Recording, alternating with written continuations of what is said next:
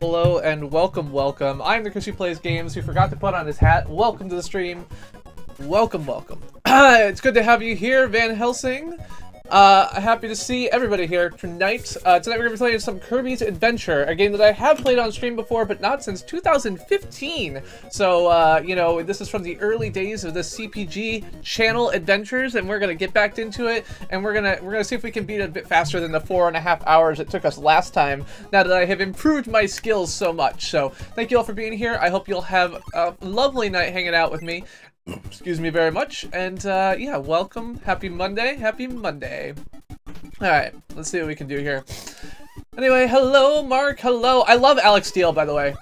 He is absolutely one of my new favorite YouTubers.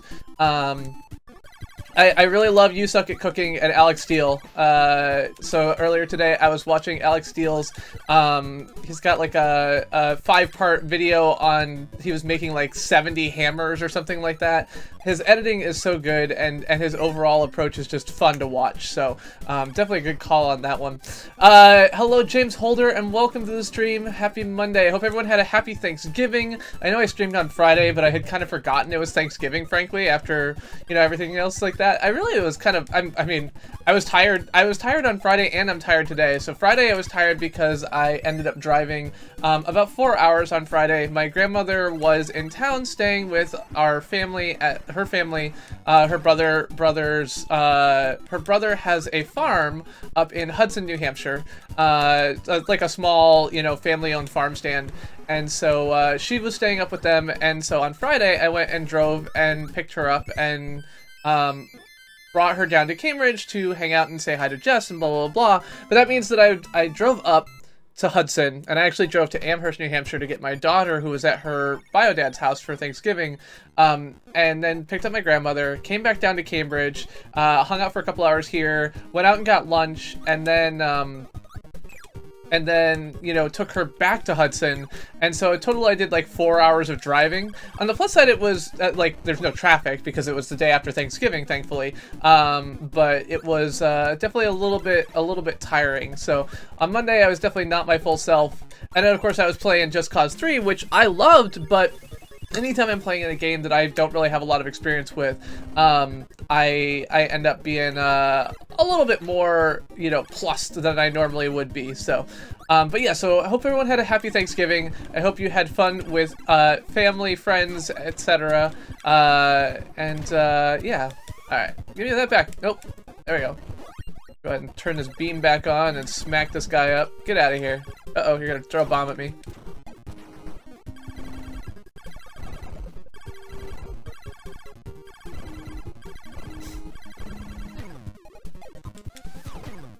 Ow. There we go. Not really doing— oh, jeez Louise. I freaking kill him and walk right into his dead corpse. What a fool. What a fool am I. Yeah, so today I'm tired because I had like a serious stomach problem or something last night that kept me up like most of the night. So I've total had like maybe 4 hours of sleep between last night and today. I did get like a 15-minute nap earlier, so you know I'm definitely gonna be super good. But yeah, how's it going, Super Fox 5? Good to see you. Good to see you. I am just peachy keen. Oh no, this guy is gonna kill me. All right, no, he's not. That's right. Much better than last time. We'll go ahead and stash this up. So this crash item just allows me to go all over the screen and destroy anything that's on the screen. So we will save that for a minute, and we'll just use that here. Just like that, because I am Super Kirby Monster. Get out of here. All right.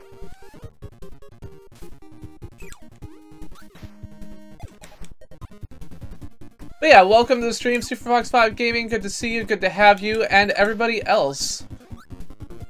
As I was just mentioning, I did spend a lot of the time over this long weekend kind of experimenting and playing with the lounge concept that YouTube Gaming is currently working on testing.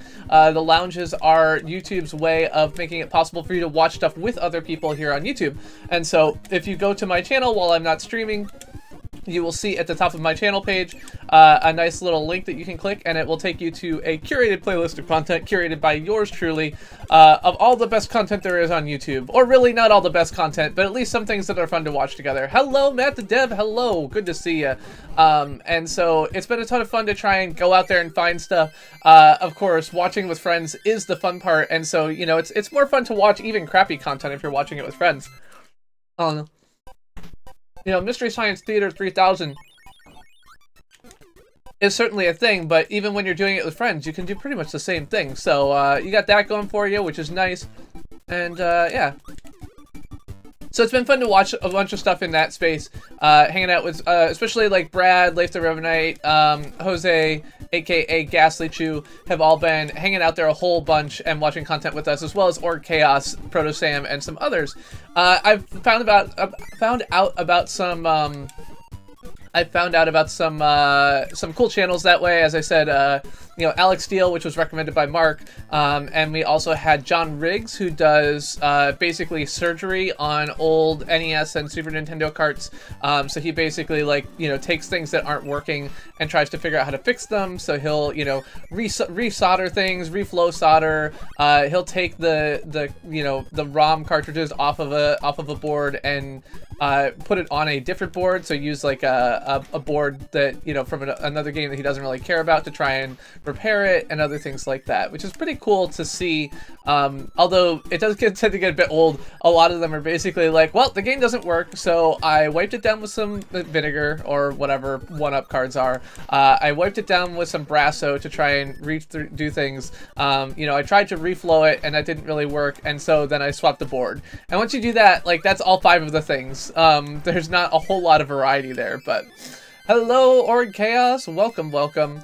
This is not the only game that I have played. I did do a Super Nintendo Kirby stream, whatever that game was called. But there hasn't been a lot of Kirby. There's not a lot of like Kirby games for like Super Nintendo or NES, as far as I remember. Wow, that was quick. Fire was definitely the right thing. Yeah, so basically, like, he's got a thing, it's called a 1-up card. I assume it's like a brand name that they sell it as. Thank you very much, David Beecham, for subscribing. If you're here, if you're not, well, thank you for subscribing anyway, even though you can't hear me. And so, yeah, so the 1-up cards, he'll basically, it's just like isopropyl alcohol, and a small, like, you know, rubbing pad. And he'll take them and run them. So the difference between how I used to do it is when I was growing up, we had basically the same thing. Okay, I'm like a porcupine, I guess. And so when we did them when I was a kid, we would only apply them on the visible part of the board. Like, obviously, we were not taking apart our NES cartridges when I was, you know, however old I was at the time. God damn it. It's not fast enough there. All right, get out of here. And so, so yeah, so we would use it just on the part of the, cart that you could see, the part that sticks out. And that certainly worked, right? If you've got dust or whatever else like that, that certainly does it. And I think that this is in part just a difference between, you know, the cartridge failures of, you know, a 3-year-old game versus a 20-year-old game, is that, like, a 20-year-old game is going to have suffered additional wear and tear beyond just what's visible through the thing, so. Oh, there you go. Proto Sam knows what he's talking about. So Proto Sam is the one who recommended John Riggs and his open cart surgery series, which I really dig. But yeah, so that's, I think that I had a very similar looking similar looking thing when I was growing up that we would use all the time. Oh god, how do I like get rid of my? Is there a way to get rid of my thing besides getting hit? All right, well, I don't care. Now I got hit, so. Oh god. I bet I've hit like down and. Oh. All right, I am definitely not gonna pass this time. Awesome, that was super smart. Take care, Matt the Dev. That is a late stand-up.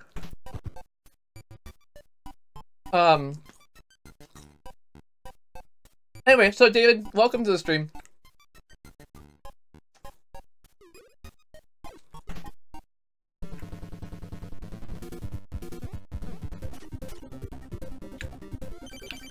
Anyway, so I'm the Chris who plays games, playing retro games every Monday at 9:15, whatever I feel like every Friday at 9:15.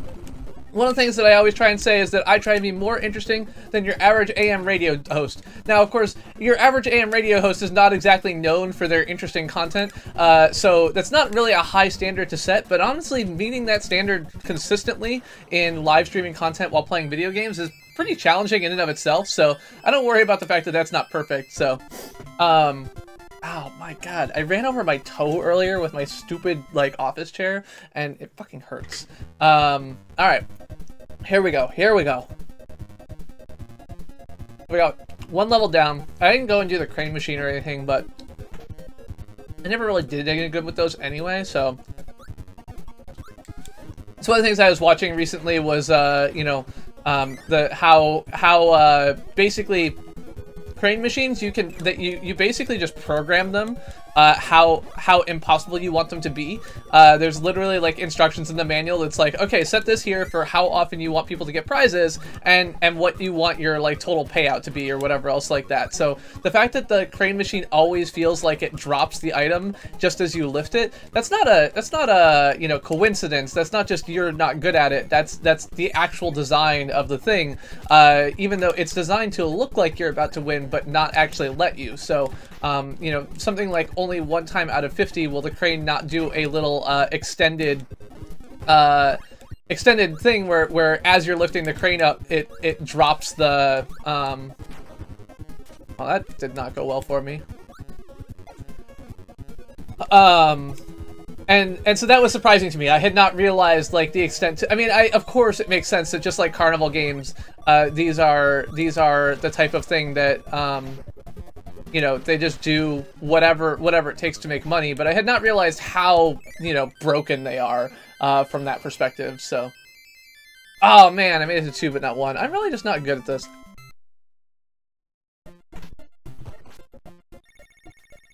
Alright, let's not do too much dick sizing in the chat there, SuperFox5.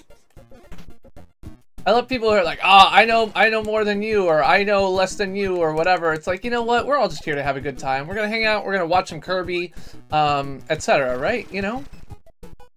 I think one of the things that's interesting about this is that this game, I think, because of the, the genesis of Kirby as a Game Boy game. This game uses like less in the way of like extreme color palettes than most NES games, so that's why I think you get this kind of very monochrome-ish. Yeah, so this very monochrome-ish look to the. Oh, I guess I can suck up any of these guys.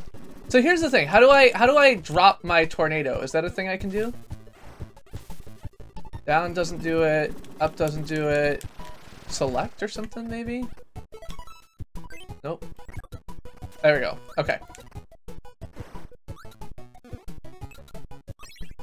I'm gonna take this.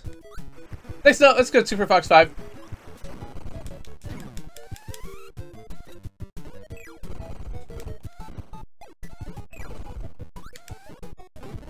I'll be a wheel. Sounds good.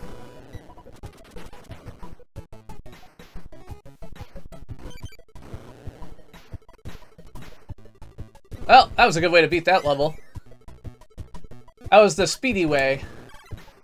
Probably not gonna work for anything else, but I'll take it. Hello, Brad Pritchard!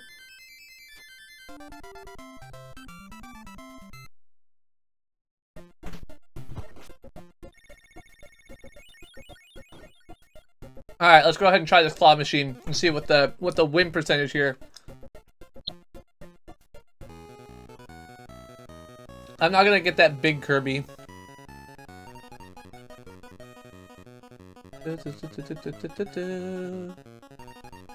Get it! Come on! You can do it! See, right now, if it was a real claw machine, as soon as it got to the top, it would have shaken a little bit and the Kirby would have fallen out. 100% that would have happened. So, just be glad that this isn't a real claw machine. I'm currently eating TGI Fridays potato skins from the grocery store because I am a classy kind of dude. You wanted it to cheat? You wanted it to cheat like a real claw machine? Hello, Psycho Mike. I am doing just fine. I'm tired, is what I really am. I did not get enough sleep last night because I was feeling very sick. And so I got about 4 hours of total sleep last night, which is not enough. So we're going to see if we can make it through this game really quickly so that maybe I can get some sleep tonight. That might be a good plan. There will be no CPG Rant tonight, by the way. I was sitting there going like, you know what? I just can't do this. I almost didn't stream. That's how I was like, oh my god, like CPG Rant, I can't do it, or streaming, I can't do it, but I convinced myself that, you know, it's Monday. On Mondays I stream, and so here I am streaming with all of you, my lovely friends and fans, as well as newcomers like David. Thank you very much for hanging out, and anybody else who's watching out there in Radio Land. I appreciate it. I appreciate you. It makes me feel better when my numbers go up because I am a super narcissistic person who values himself only by the opinions of others. So, oh god. So I appreciate everything that you can do to help me in my goal of world domination, or at least getting to, you know, a couple more subs. All right. I used to always joke that my goal for any given stream was to not lose subscribers during the course of the stream. So, you know, other people have sub goals, and my sub goal is just to not lose anybody by the time the stream is done. Okay, can you stop just like reappearing just because I go slightly off screen? Thanks, I'd appreciate that. God damn it. It's one of the things that I find interesting is I wonder how much of the characters going off screen causes them to reset is something that, you know, game developers knew solutions to and chose not to use versus, alright, what are we doing here? Oh, I just have to kill these guys? Okay. Let's dodge the pitchfork.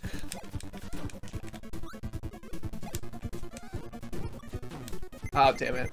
This is not looking good for me. Oh, shit! Jeez Louise!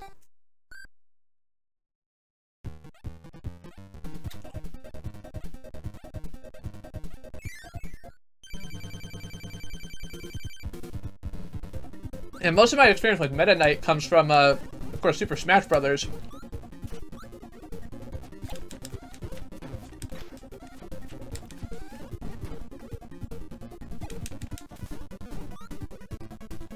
That's right, I'm just gonna eat you all. Mwahaha! Oh shit. Boom. Oh! I didn't quite get him.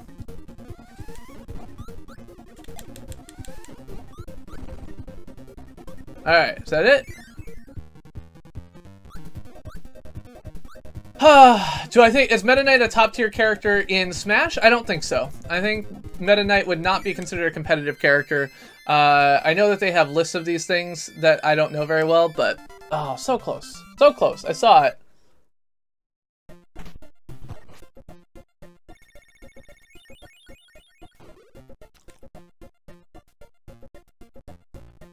What is this? I don't know what this door does. Let's find out. Oh, I get to pick an enemy. Okay. I'll take fire. He's not done. He's got more to list. This is what you get, Super Fox 5. You challenge people to a geek off contest, and this is the damage, I tell you. It's like when I tell people how old you know, it's kind of funny, you know, at work, I've always had, you know, just in general, because I've lived in such a weird spot with regard to chronological age relative to my peer groups, I tended to be, especially initially when I started working, I tended to be considered relatively young to have, you know, a full-time job in computer software stuff, but then I would go out to the West Coast where I was considered too old to have a job doing what I did, or too old to think of myself as young having the job that I did. Oh, did it break? What's good on my end? Oh shit.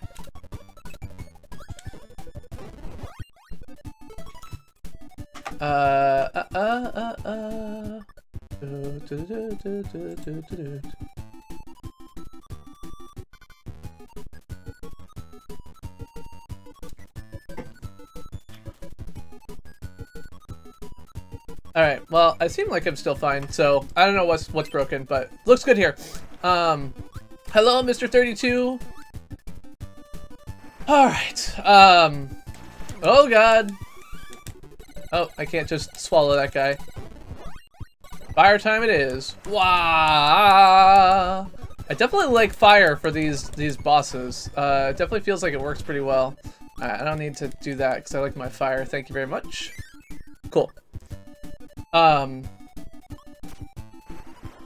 Kirby, hello, Born Depressed. How's it going? How are you, my friend? Good to see you. Good to see you. Oh god, why did I just spit that out? I did not mean to do that.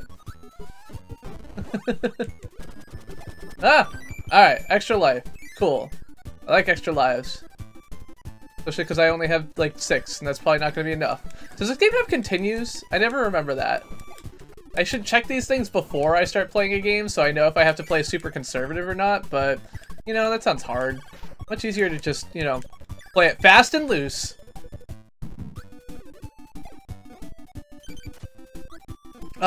Anyway, happy Monday, Born Depressed, and happy Monday, everybody else who's here.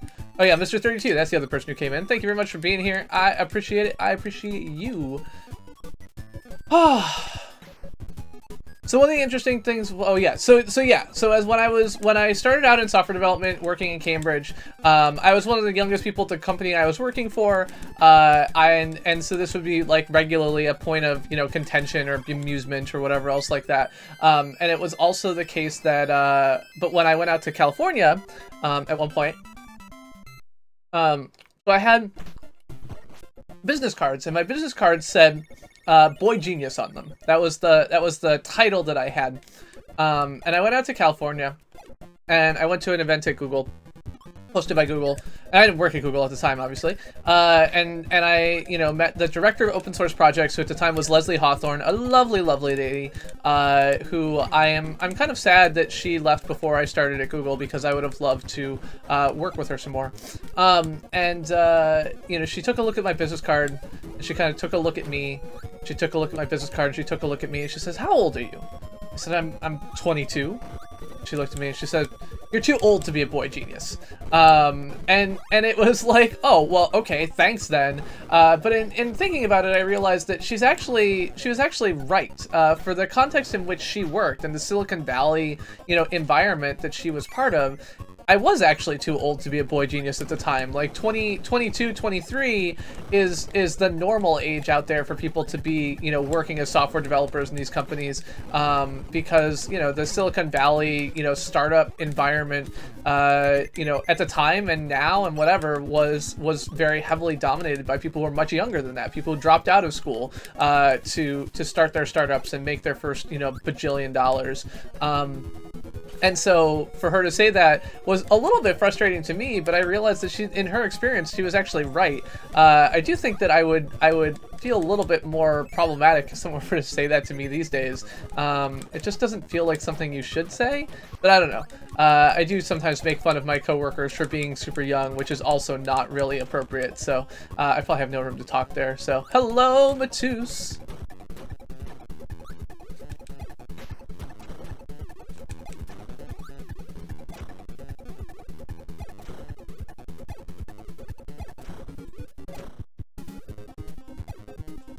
Michael from Vsauce here.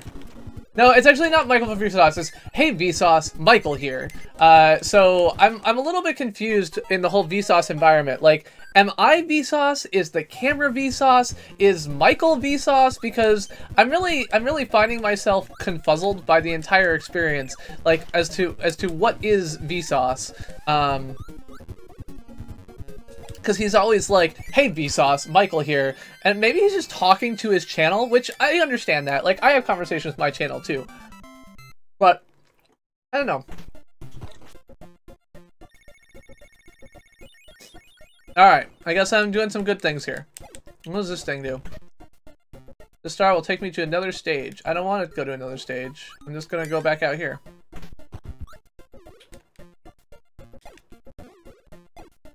I mean, let's not get too far into it, Matus. I don't wanna have too many issues here. Alright, what are you gonna do?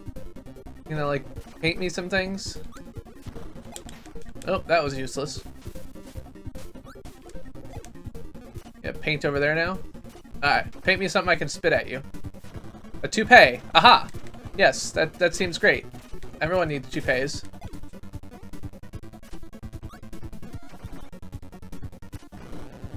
Oh no! Why did you go the other way, Car? Car, you were supposed to come towards me. Alright, well. We'll just accept it for what it is. A parasail! Boom.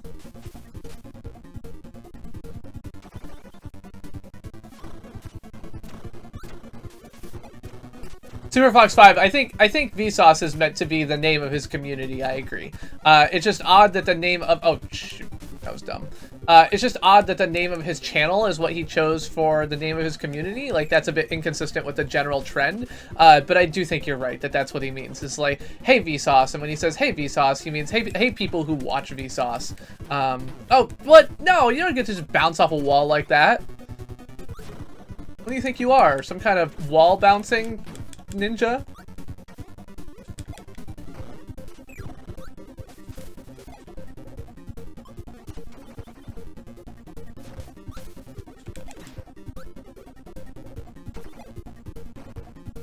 That's just a theory. A YouTube theory.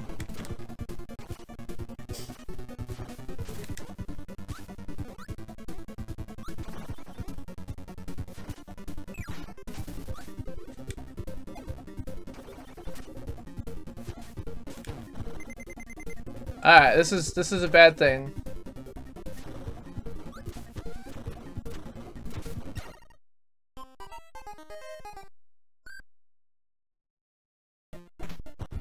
I mean, before I asked him something at VidCon, Jose, I should probably just Google it. It frankly feels like the kind of thing that has an answer on the internet. Hello, Rusty Boons! Alright, this time we're gonna do better. I didn't say well, but we're gonna do better. Oh god! Alright, do not walk right into the skateboarding or roller skating person. She's not even using rollerblades. I mean, feels like this is a very... I mean, I guess it was 1993. Rollerblades weren't nearly as popular back then, but still. Not bad, Gary. I commentary. It's good to see you. We were just talking about you last week because I was playing some Mega Man 1. I was reminding everybody how you helped me learn about the select trick to kill the Yellow Devil in Mega Man 1. At the time, this was, of course, before rule number 1 of CPG. CPG should always cheat. And so I had kind of refused to look up boss order or, you know, look up any tricks or anything else like that for Mega Man 1. And so your help was instrumental in allowing me to beat it. I think I got it, Super Fox 5. There's gonna be some stupid in my Kirby gameplay, but it's okay. I'm just gonna brute force my way through it. It's gonna be great. Alright, I'm gonna take this sword, sword it up. And realistically, what I probably should have done if I was actually thinking about it would have been to just go and get the, oh shit. To go and get the fire thing from the room where you can pick up weapons or whatever. Oh shit. But I did not think of that.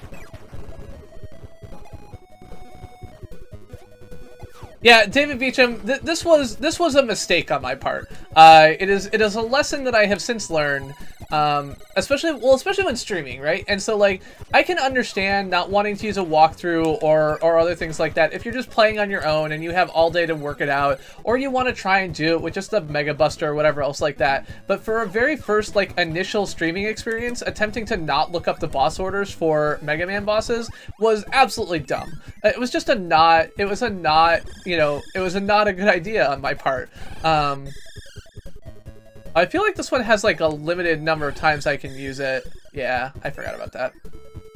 I did not need to use that 3 times.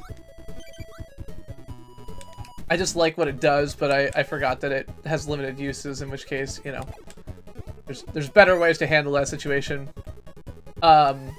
So yeah, since then I've changed the way that I stream. You know, I will generally look up games beforehand or play them beforehand. I will feel no qualms about looking up walkthroughs or just flat out cheating, so, you know.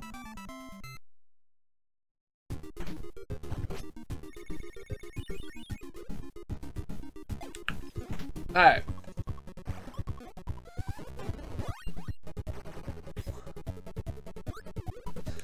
So today at work, I was working on using machine learning to attempt to predict expected watch time loss due to network conditions. We're currently working on trying to understand better when users are poorly served by our existing network infrastructure and load balancing on YouTube, which has been an interesting experience. Currently working on trying to find the cases where we're losing the most watch time. We were also investigating some you know, kind of concerning looking data about like ISP performance or whatever, and found out that people just watch a lot less YouTube on the Monday after Thanksgiving. Like consistently at 9 a.m. there is much less YouTube watched the Monday after Thanksgiving than the Monday before Thanksgiving, for the past 3 years at least. So it's interesting things like that. You know, at one point I was looking at data and found out that you know, what was it?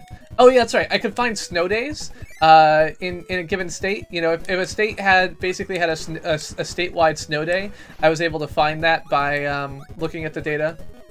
I guess, Spark? I mean, the reason for it is not clear. It could also just be that the week before Thanksgiving, a lot of people have vacation. So like Saturdays and Sundays also always have a much broader curve of people using the internet. So on weekdays, everything is kind of concentrated into the after school hours, or after work hours or other things like that, depending on what you're looking at. And so it's entirely possible that this is less about there being more of something else, but instead just a redistribution of the time that applies on weekdays versus weekends, but doesn't apply so much on the day before Thanksgiving because people are off work. So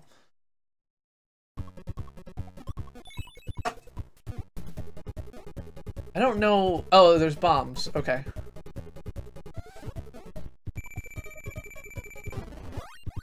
Okay. That didn't really. Oh no! Oh. All right. Well, whatever.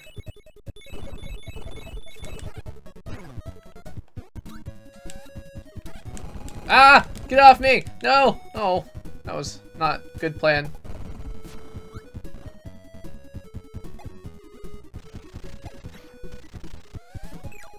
Oh, seriously? Shoot things at me. Bring it on, baby. I think I've played this one and I've played the Super Nintendo one, and I don't think I've played any others, so.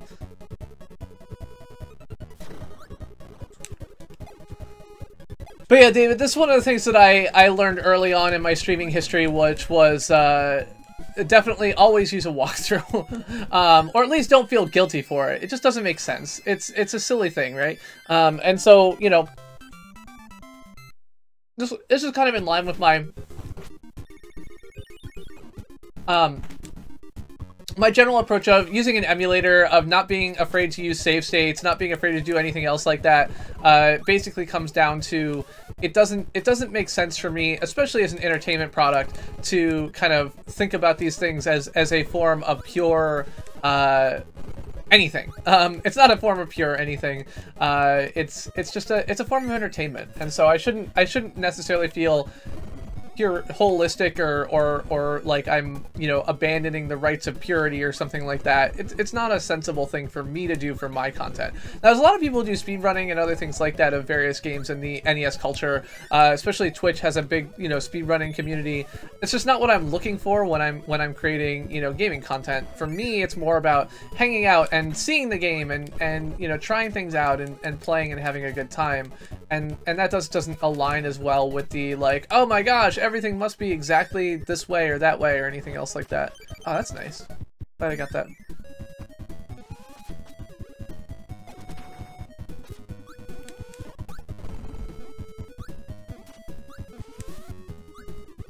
So Van Helsing, food comas would explain why it would be slow after Thanksgiving, but would not explain why it's slow the Monday after Thanksgiving, but not Friday, Saturday, or Sunday.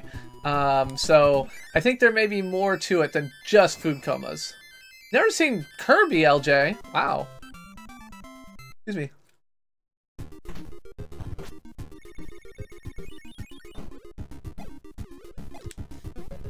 Alright, I don't really like backdrop.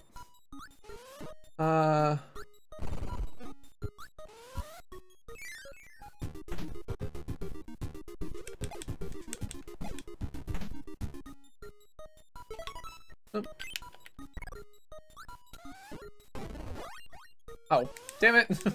That was dumb of me.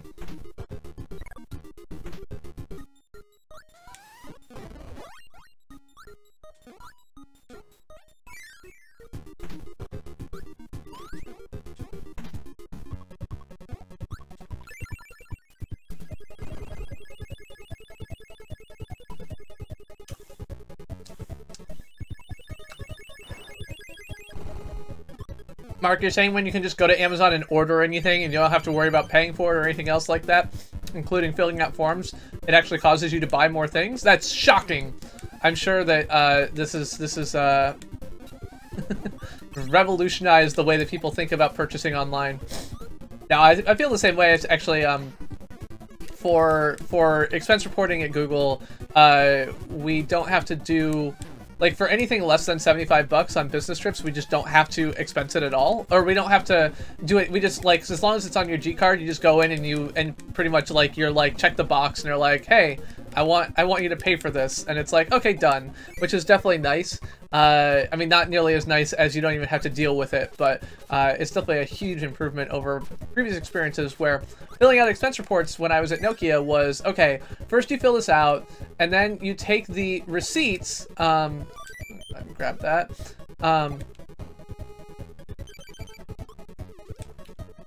you go ahead and you take the receipts, you tape them to a piece of paper. There we go. You tape them to a piece of paper, then you staple the papers together, and then you mail that in an envelope in order to complete your thing. So it was silly. Hello, Pootereer! Long time no see. Good to see you, my friend. Good to see you.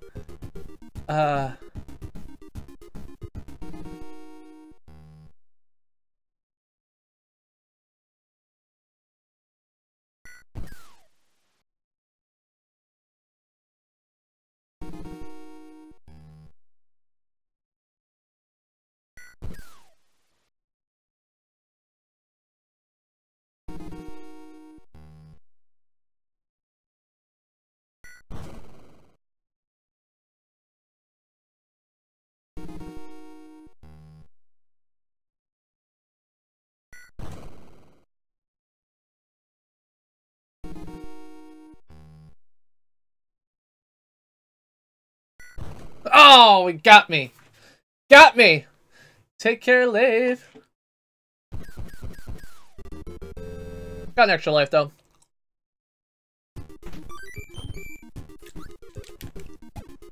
But yeah, it is absolutely amazing how bad expense submission schemes basically are for basically all corporate enterprises. The experience is just so terrible for the most part.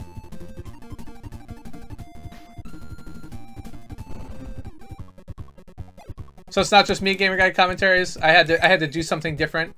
I had to know when it was going to happen or something like that. Or are you just saying that because I lost? Because I feel like that's a fair reason to say it too. Alright, you know what I want? I want this. I don't really love this.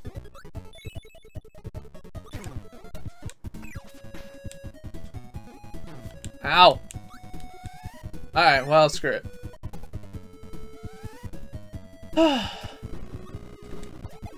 Oh, jeez! That guy can jump super high. Ow!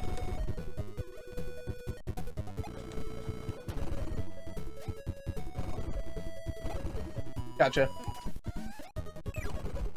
Oh, stop jumping. Jumping is my job.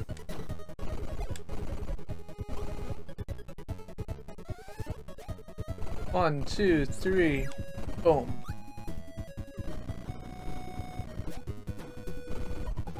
Yeah, I mean, GDC, I just know that you have a history of knowing all of the answers, so that's the only reason I ask you, is because you're just too smart. Hey, Fooder, happy Monday. Hope you had a lovely Thanksgiving. Are you in the US? I actually don't know.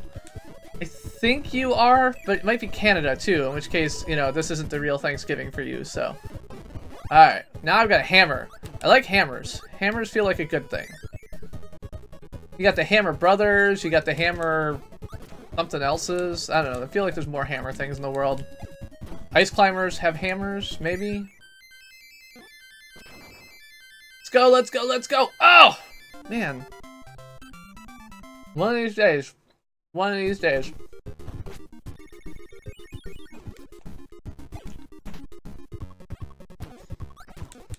Ah. Alright. I'm letting dead air creep in here. So over the past week, when I have been watching a ton of YouTube, so total I've added, so basically I've been trying to maintain constantly rotating content in the lounge setup I've got. So lounges, as I was mentioning earlier, are YouTube gaming's new way of trying to do a social watching experience. You get to watch, you know, you can add any of the content on YouTube to a playlist and you can watch it with a chat next to it, just like you would, you know, any live stream. And it's been interesting because, you know, it's one of the things that I really found early on in the YouTube gaming experience is the game is not really the relevant part. What I really like is that I get to hang out with other people and watch something. And I think that, you know, that's something that I've really enjoyed about the, you know, live stream experience on YouTube gaming, both being here and watching other people, is that I get to, oh god! Okay, we're good.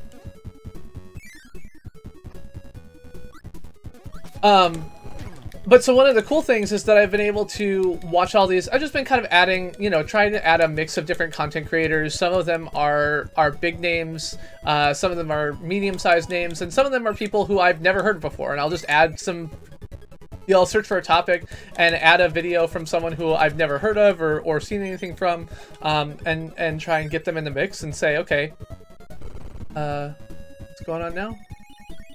Oh, I guess I pushed a button. Cool.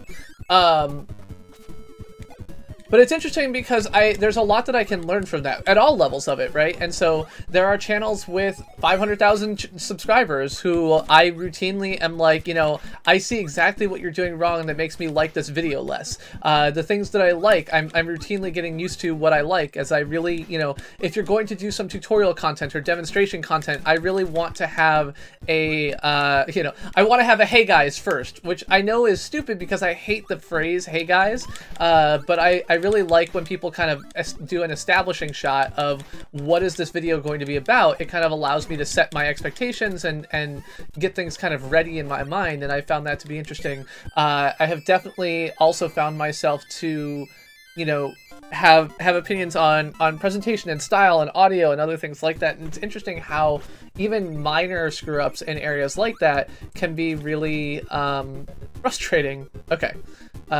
Eat eggs, not bombs. Got it.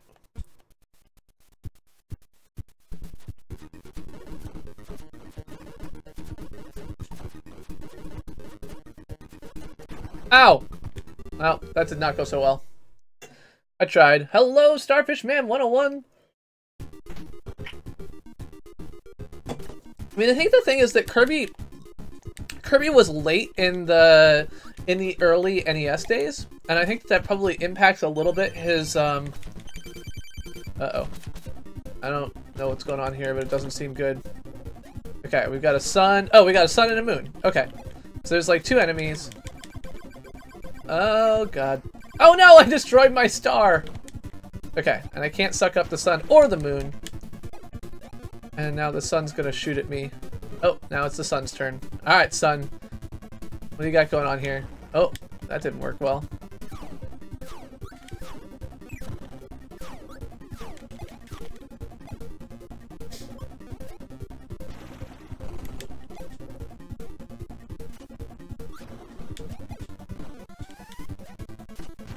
Oh!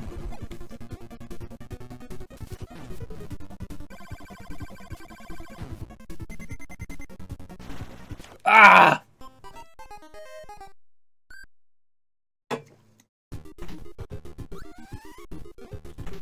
Alright. Let's try this again, this time with less being bad. Alright, you're gonna go up. This guy's gonna roll at me or something.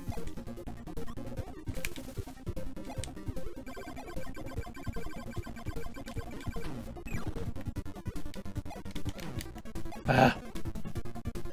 Mr. Shine and Mr. Bright. Well, there you go. That's better than Mr. Game & Watch. Those are the only two Misters that I know. don't know if I can take that in.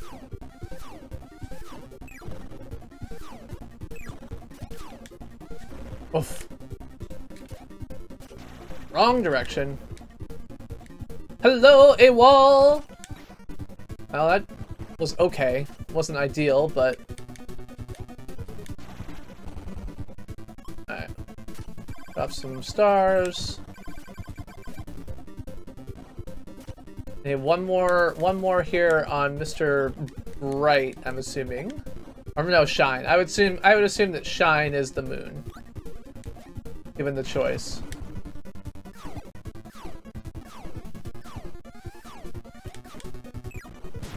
Alright. Now. Oh! Okay, it's fine. Oh, I can't suck in the boomerang? God damn it. I do have a Wii U. It's not hooked up to anything at the moment, I don't think, but I do have one. I have a Wii U, I have a Switch I've barely played, I got a PS4 that I borrowed from a friend who then never asked for it back. Okay. I feel kind of bad about all the systems, now that I think about all the systems I have that I barely play, but... Oh, fuck. I also have an NES Mini and a Super Nintendo Mini. Both of which I have at least played, but... I've never played Mario & Luigi Paper Jam, no. Never even heard of that. Alright, that was good. Now you're gonna jump across, and then the moon's gonna come back down, I think. Yep.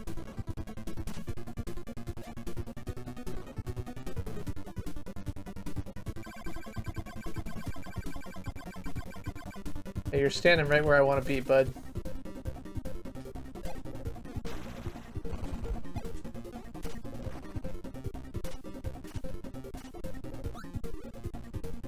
I've heard of Paper Mario. I'm old, man. I play old games. The only game I really played on the Wii U, I bought the Wii U so I could play Super Mario Maker. Super Mario Maker and Splatoon. Those are basically the two games that I bought the Wii U for, and pretty much all I played, so.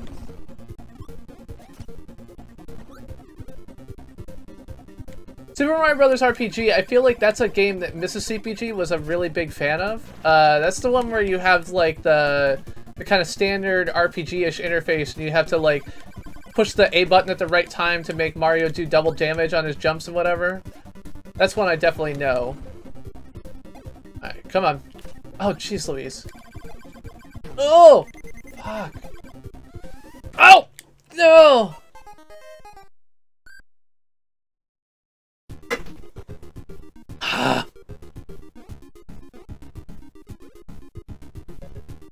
Oh, I didn't know if there was an answer. Are there continues? If I lose all my lives, am I like totally screwed? Should I be save stating my way to glory on this? I think I've played Jackal. Wasn't that I feel like I played it at one point on one of those streams when I played like a million NES games. Could be wrong. Alright. Sun is definitely easier than the moon. There's just more, like the stars are, I don't have to be so close to that vertical path to get these stars. Like I can just kind of basically stand and they come to me. Yeah, that was easy.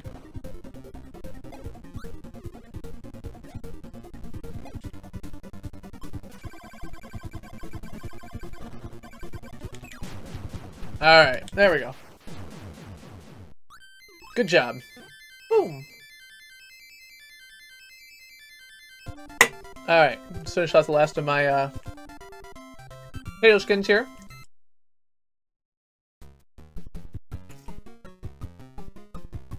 Anyway, welcome to the stream, AWOL.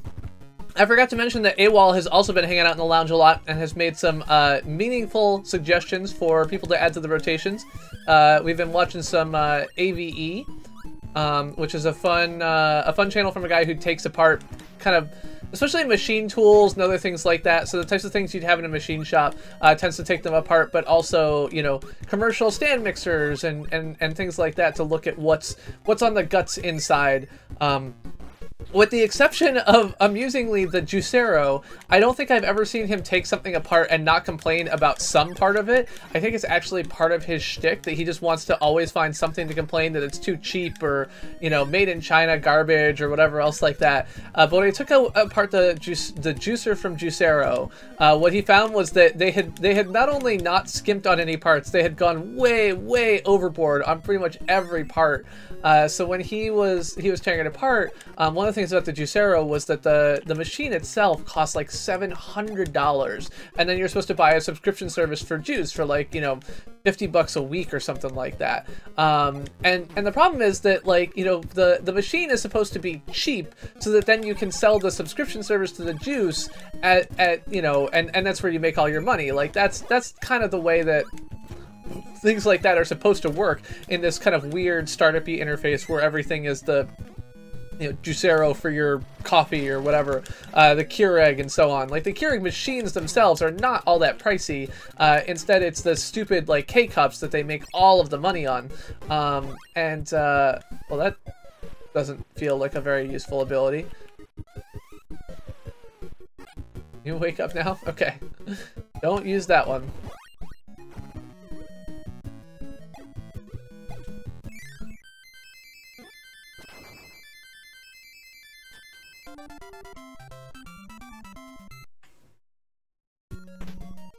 I have heard of Super Mario Odyssey. I have not played it yet. It is one of the games that I plan to buy for the Switch. I actually went and found my Switch power cable and was going to actually plug in my Switch. And the same day I went and dug it out of the pile of, you know, stuff that I had in my pile of cables was the same day that Jess's laptop charger stopped working. And her laptop charger is USB-C, and it would not, like, she bought a new cable and it didn't work, but the Nintendo Switch charging cable did work for her. So since then she's been using the Nintendo Switch charging cable to charge her laptop, and I have therefore not been able to actually charge my Switch. So hello Celso, hello. Yeah, but yeah, anyway, the Juicero was so over-engineered that he looked at it and said, you know, this $700 juicer that they're charging you for is probably costing them $900. You know, they've got these massively, like, overdone kind of industrial, you know, pressed molding plastic pieces. They've got, you know, professional heavy duty, you know, reinforced steel everythings. He's like, you know, I just can't imagine what they were thinking when they did this. So I mean, I think that there's a lot of you know, stuff in the game community about whether a game is worth, you know, people oftentimes look at hours, you know, dollars per hour as a metric for games. And for the most part, I feel like that's not the metric that I want to use. I've certainly, you know, it's nice when I can get a game that's you know, cheap. Like, you know, I think I bought both Limbo and Inside for $5 each of which was like 3 or 4 hour games for me. And to be able to do that is great. But to me, honestly, a lot more important is not, you know, whether I'm getting dollars per hour, but whether it's an enjoyable game. I will happily pay, well, I don't know about happily, $60 is a lot of money, but I will totally pay $60 for a game if I think it's good, even if there's not a ton of, like, you know, time that I'm gonna get out of it. So but I also realized that I can say that with the benefit of being able to afford to buy games, so it's easy for me to sit here and say, yeah, who cares about that? But yeah. Alright, let's just go in here.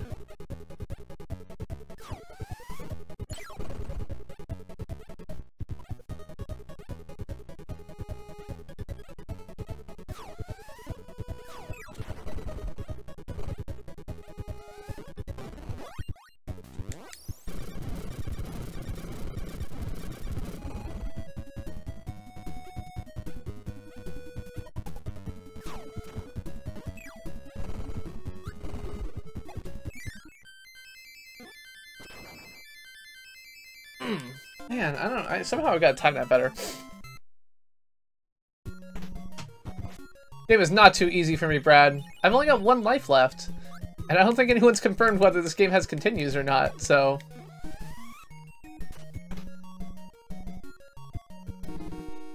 Boom.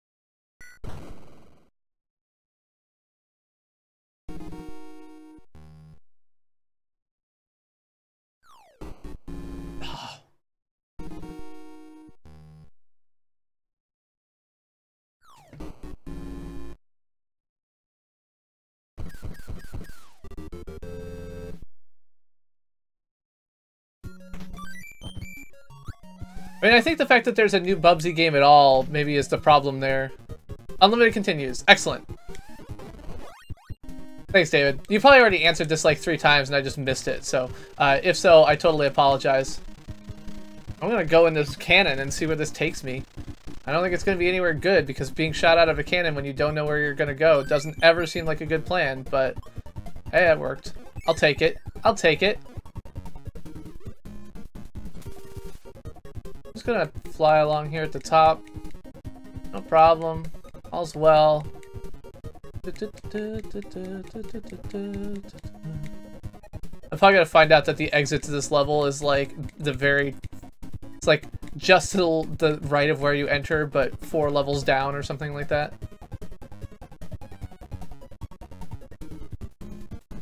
Oh, no, I think it's here. Oh, there we go.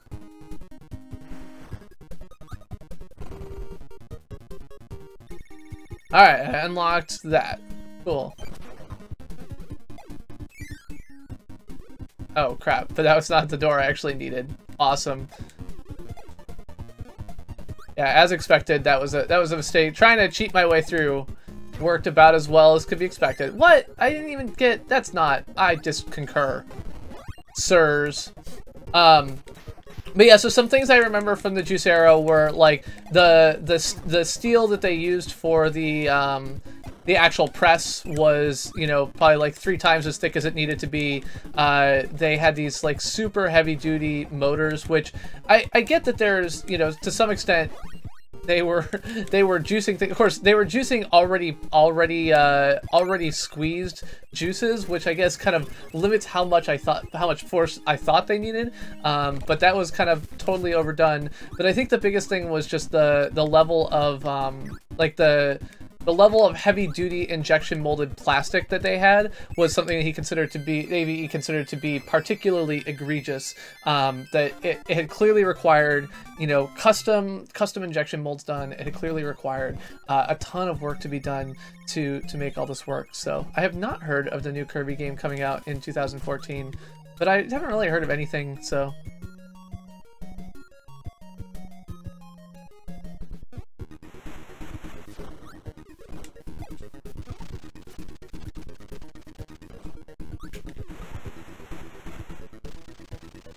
Just realized I have a cutter, which I did not realize. Nope. Oh, had a cutter. Alright.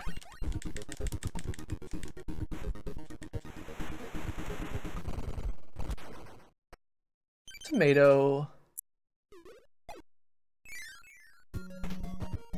Yes!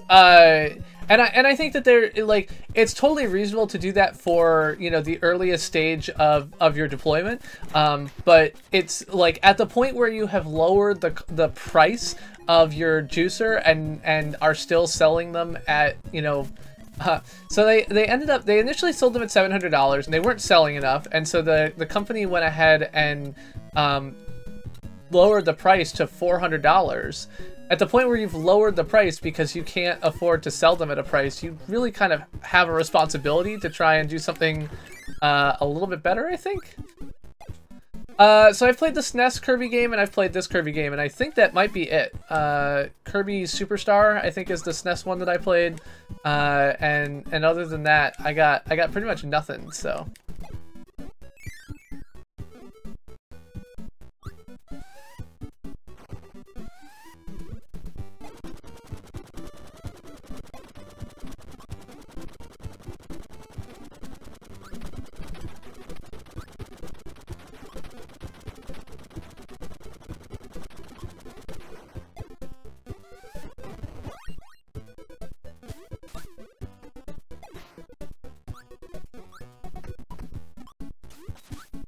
I did my first attempt at using solder at all, I think, was in repairing or attaching wires to a cable on my 3D printer. So my 3D printer came with, okay, I can't reach that.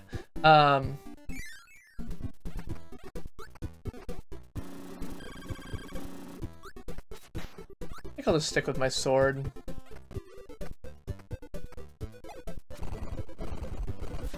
Oh crap. Oh, that was not good. Okay, so this guy likes to do backdrops. Oh, god damn it.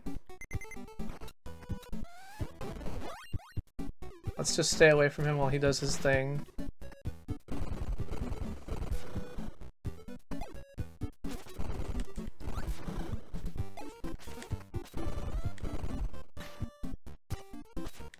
Alright. Oh god. Oh god. Okay. Okay, we're good.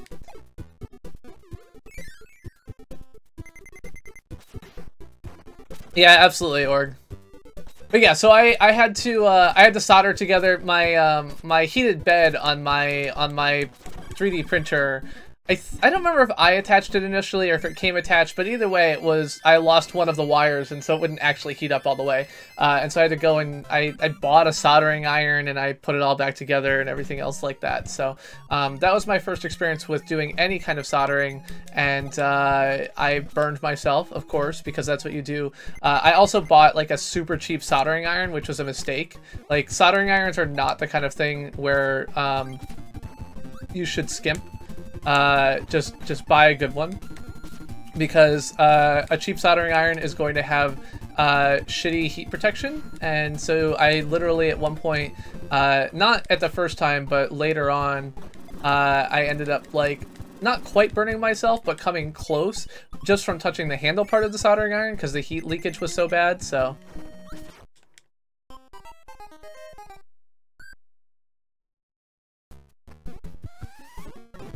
You never liked Kirby, Celsa Louise? I don't know, I like him. I mean, like I said, most of my experience with Kirby honestly comes from Super Smash Brothers, not from the Kirby games, so, but I find him okay. There's no big flaws. Oh, 1-up, that's nice. Good job, me. Go ahead and take that sword, thank you very much. That one too. Huh. I do have a problem here, though, because that's the door I went through, which gave me the 1-up, but nothing else in here? So was that just a room to go in for the 1-up? I think so. So we're going to try and get back out of here without losing the life that I picked up.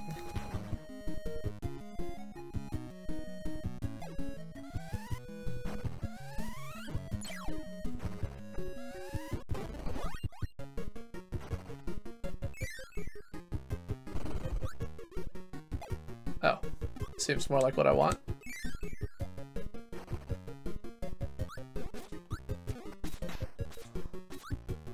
I mean, I will say that the first time I played this game on stream, it took me 4 hours and 15 minutes to beat it. So that's a pretty long time for an NES game. Now, I will admit that this is before I cheated every game I played, so it is possible that it would have been faster had I not done that. But and it was like my third or fourth stream, so I did not have a lot of experience with playing games, frankly.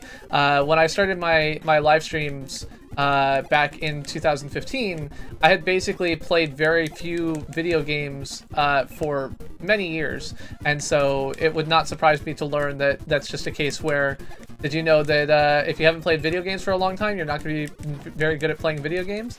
But it still was something that took me quite a while to beat. So I think there's definitely enough difficulty for some of the things that I care about, but oh god. Alright.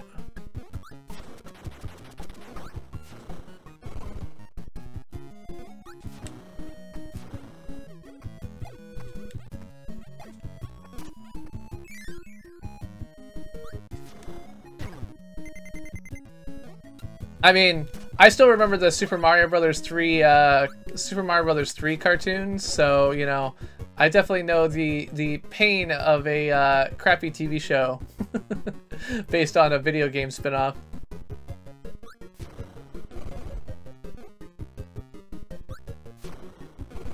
Crap! No! God damn it!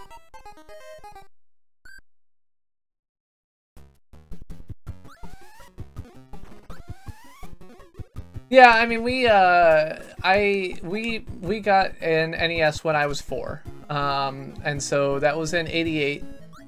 That was the first console I had. I played Super Mario Brothers and Dino Riki. Those are the two first games I got. I remember I had a purple carrying case with all kinds of NES games in it, so I had spots for about 20 NES games, and then you could kind of squeeze in 2 more on the top above where the slots actually were inside the case. And I remember, like I said, we had the cleaning solutions and the cleaning sticks that you could stick in there. That was, oh god damn it.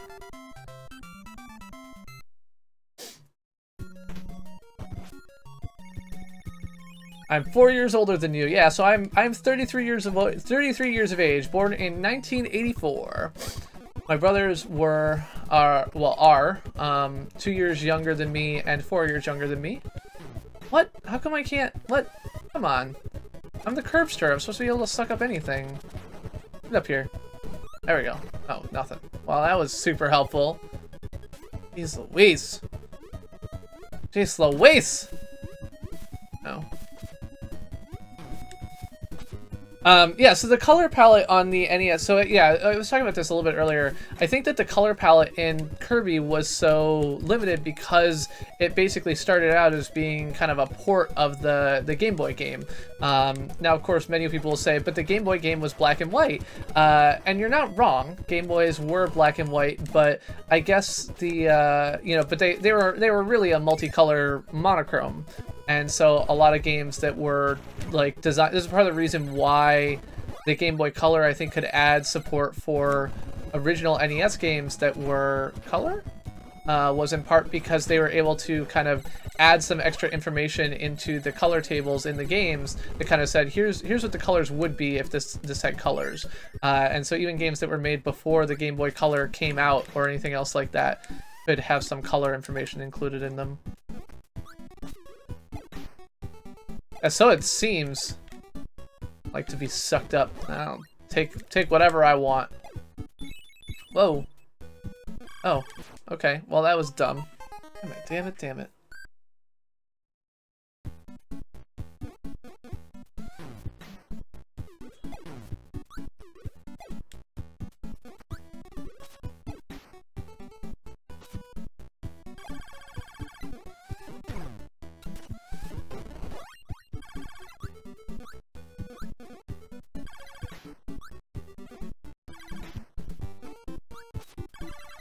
You know, the light thing is just not actually super useful in this part of the stage. Like, yeah, it's kind of cool that you can actually see the background, but it makes almost no difference in gameplay-wise, so it didn't seem really necessary.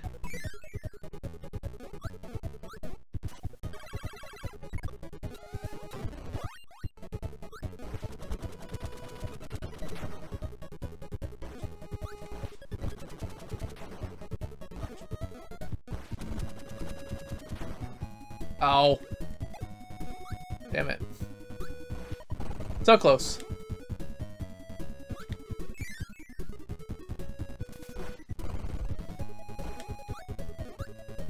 Yeah, so most, I think the NES had, most games had, like 256 kilobytes of ROM, and what was it, like 16K of RAM or something like that. So overall, the amount of addressable memory on an NES was not super high, and the tricks that you need in order to accomplish things in that environment are kind of ridiculous. All right.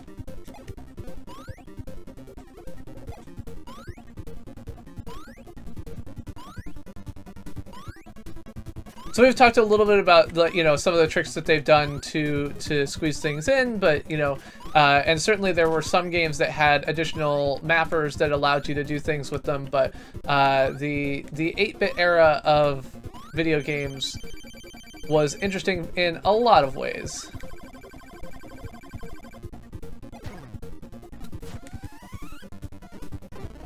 I guess I don't really need high jump anymore. Can I jump through him? Oh yeah, can.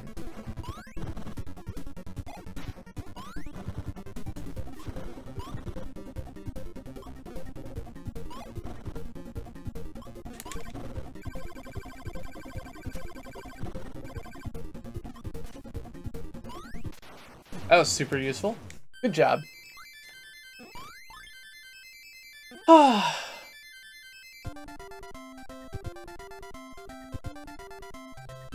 But yeah, just things like, these days I would never think of recoloring sprites. That's not like just things like that. Like these days, if you wanted a Mario sprite and a Luigi sprite, you'd include 2 sprites. The fact that your colors, basically you would so each sprite could have had one palette. Each sprite on screen had one palette, and you could change the colors of the palette. So each 8x8 square had to have only 3 colors plus a transparency. And if you wanted to change the color of it, you could change the color of that palette, and you could use the same sprite and the palette indexes and everything else like that. And so if you wanted to change how Kirby looked, he's probably made up of like 3 or 4 different sprites, and you would say, okay, instead of pink, black, light pink, and transparent, so those are the 3 colors in his sprite, you would basically be like, oh, well, just make him green or whatever. But the amount of limitations you had on that was so high, it's just like, it's hard for me to even think about. But this is in general the case for all kind of early days computer programming, is that there's a ton of tricks that were done in pretty much every assembly language and everything else like that are I have never needed them, and just like reading about them is scary.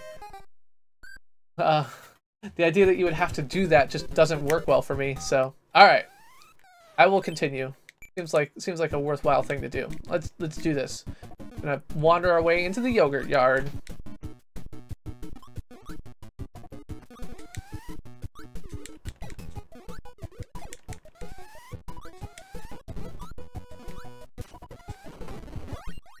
Now I have a parasol.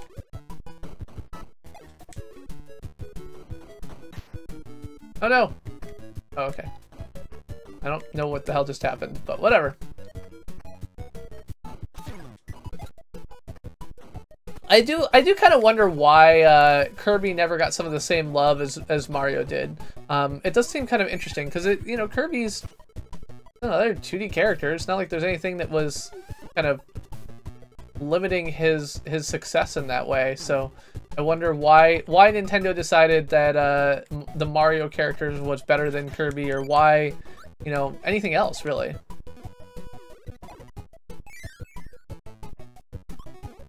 Yeah, well, in the Game Boy's kind of like canonical story was about, in my opinion, was about Pokemon, right? So the Pokemon Red, Yellow, etc. series was very big on. Oops, wasn't paying attention. Was very big on the Game Boy, especially later Game Boy.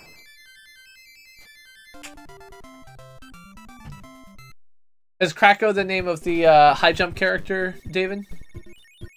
I don't recognize the name, so. Alright, I guess I go down here.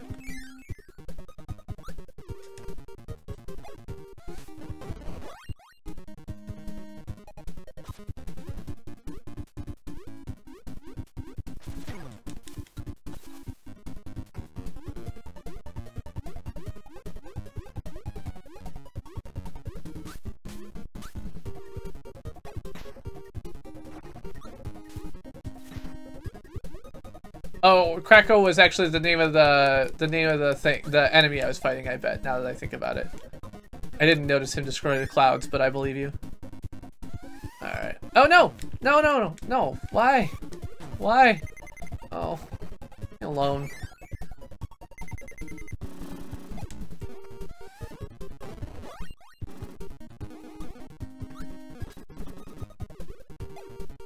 Was Kirby originally developed in-house by Nintendo, or did he come from a different like game studio or something like that? Because that's the obvious case. No, this is the NES version, Nathaniel. The NES version of Kirby's Adventure.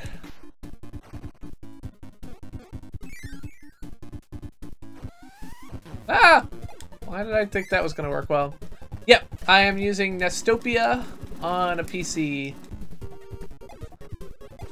Emulator all the way as far as I'm concerned. For streaming, I stand by it, despite Nintendo's probable qualms against it. I think that for streaming, the ability to use save states in a case where you're getting stuck on something is just too useful to not do it. I think it's an extremely useful thing because you really want to be able to keep the gameplay moving. And finding out that you're going to get stuck and just stay somewhere for an hour or something like that because you can't get past the stage is boring for your audience, is boring as a form of entertainment. So I have always used an emulator when streaming, except when playing like PS4 or something like that, and I think that's the reasonable thing to do. So.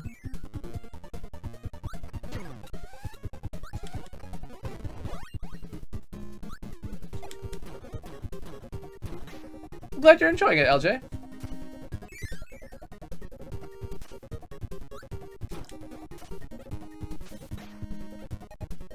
Oh god, that doesn't look like it's gonna lead anywhere good.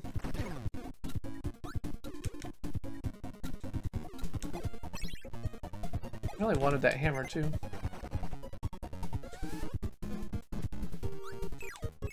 Yeah.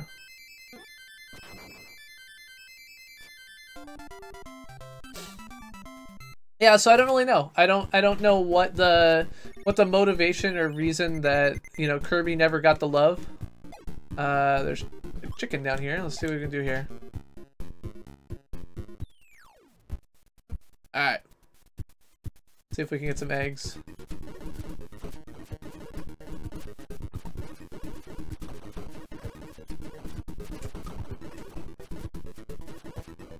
Ow!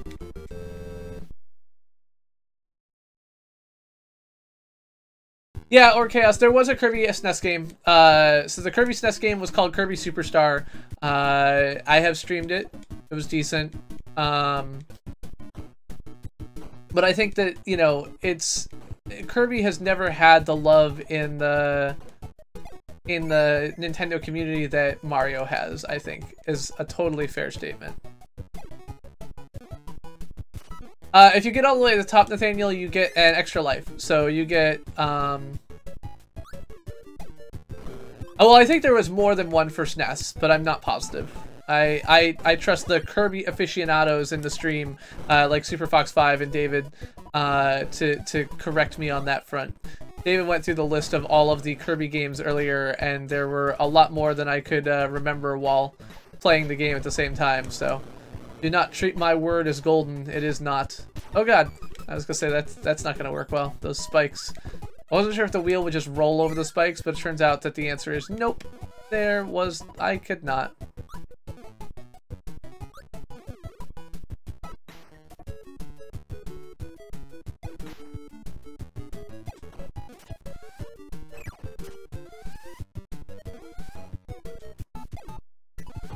Oh!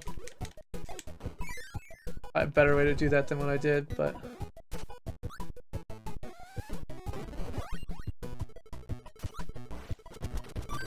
Oh, okay, we're good. No problems there.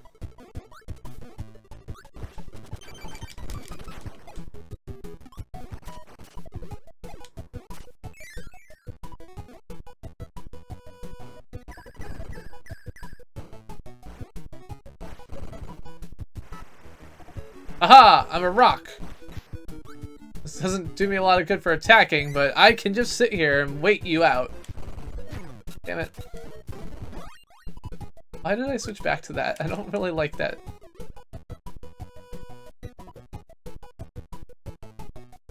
Stone does make you invincible, yeah. Wow.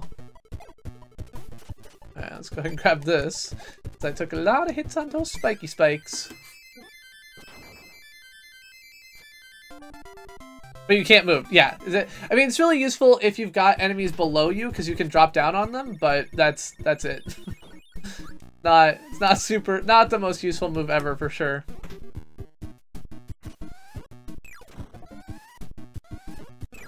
No, Cotton Pop, I've actually streamed it before, but it's been a long time. So, I streamed this in November of 2015, which was in the first couple of weeks that I had the channel. And, after a while of kind of looking around and having some retro nights where I'm like, ugh, I've played all the good games and there's no more new games, I'm going back to replay a few of the old favorites. So, we just did Super Mario Brothers 3, we did, Mega Man 1 and 2 last week, and we're doing Kirby now. So those are some of, I think, the main standbys of the NES era. So you know, showing them a little bit of love.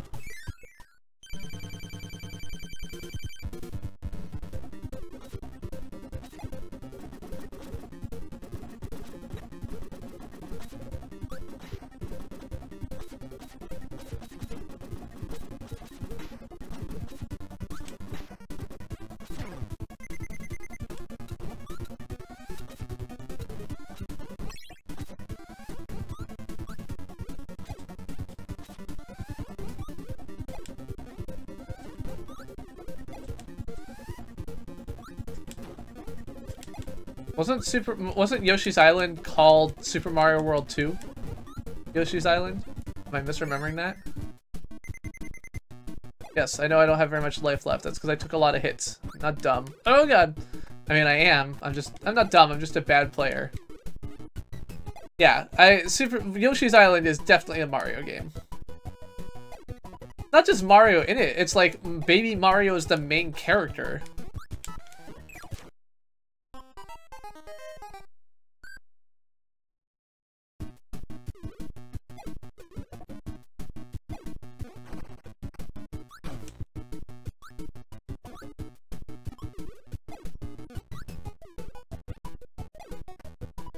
But yeah, so I have played this game before, but I played it a long time ago, and I'm just coming back to it. I'm not very good at it, as you can tell. As Mike Gale, the gamer, points out, Kirby is a bit of a floaty mess as far as controls go. I don't know. Like, the reality is that I think that that's part of the... I'm not going to say appeal of the game, but that's the part of the point of the game, right? Kirby being a floaty mess is basically his entire shtick. So that I don't have so many problems with. I do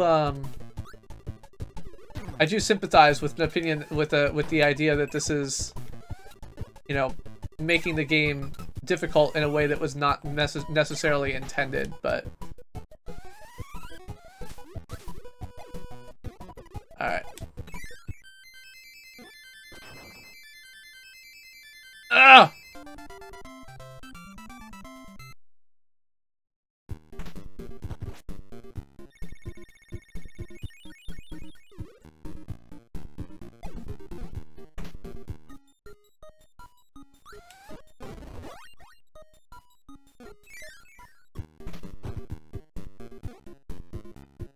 Tornado my way through levels now. That was not super effective.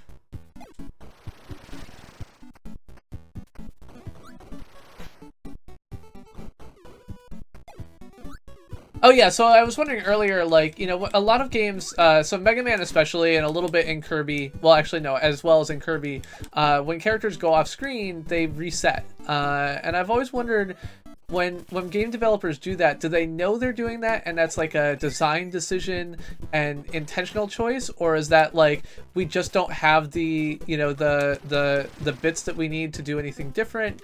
Because I certainly know when you've only got 16K of RAM, there's not a lot to kind of store like, oh yes, I've seen each of these enemies, especially when you can scroll back and forth across the full page, blah blah blah blah. But I do wonder if those are just like you know, how much of that trade-off is just necessity versus intentional. I guess this really comes down to I really, oh shit, there was a freaking tomato there I should have grabbed.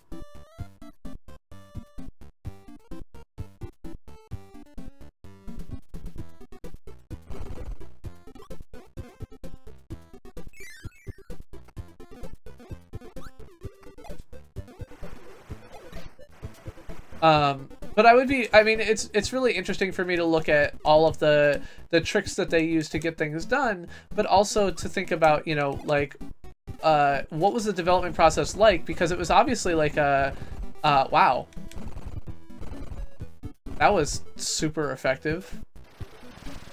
Alright, so note to self, tornado on bosses, extremely effective.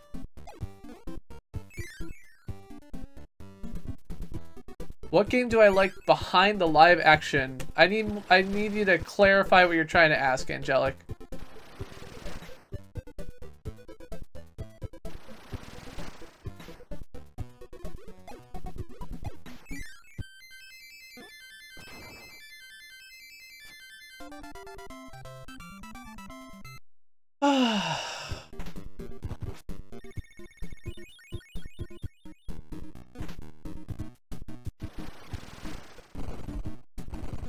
Alright, come here, Wheels.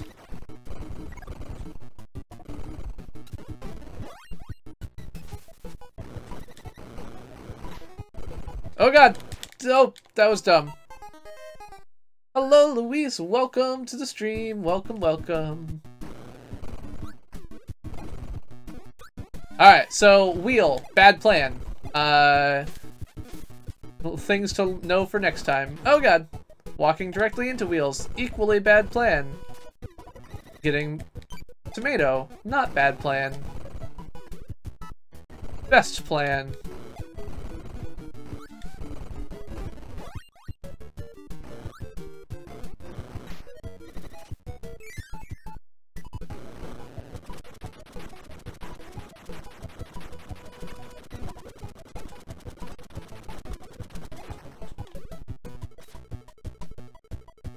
I am many things.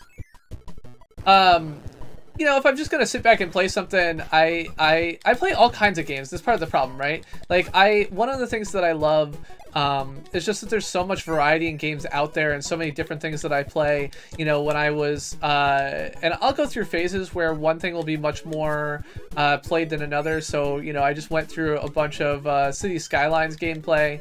I've gone through... Oh, what? Can I go down? Is that not a thing?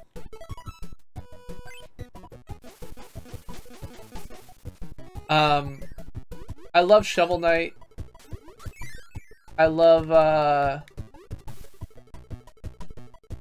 let's see, I love Shovel Knight, I love, Rocket League, I loved playing Inside and Limbo, although I don't go back to them very much. You know, I just enjoy all types of different things. Taya, how's it going?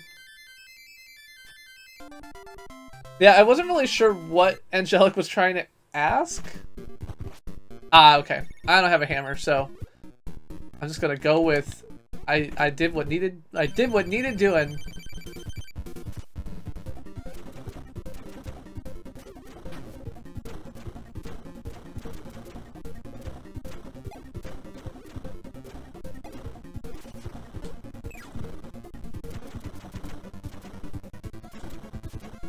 Ah, I missed it.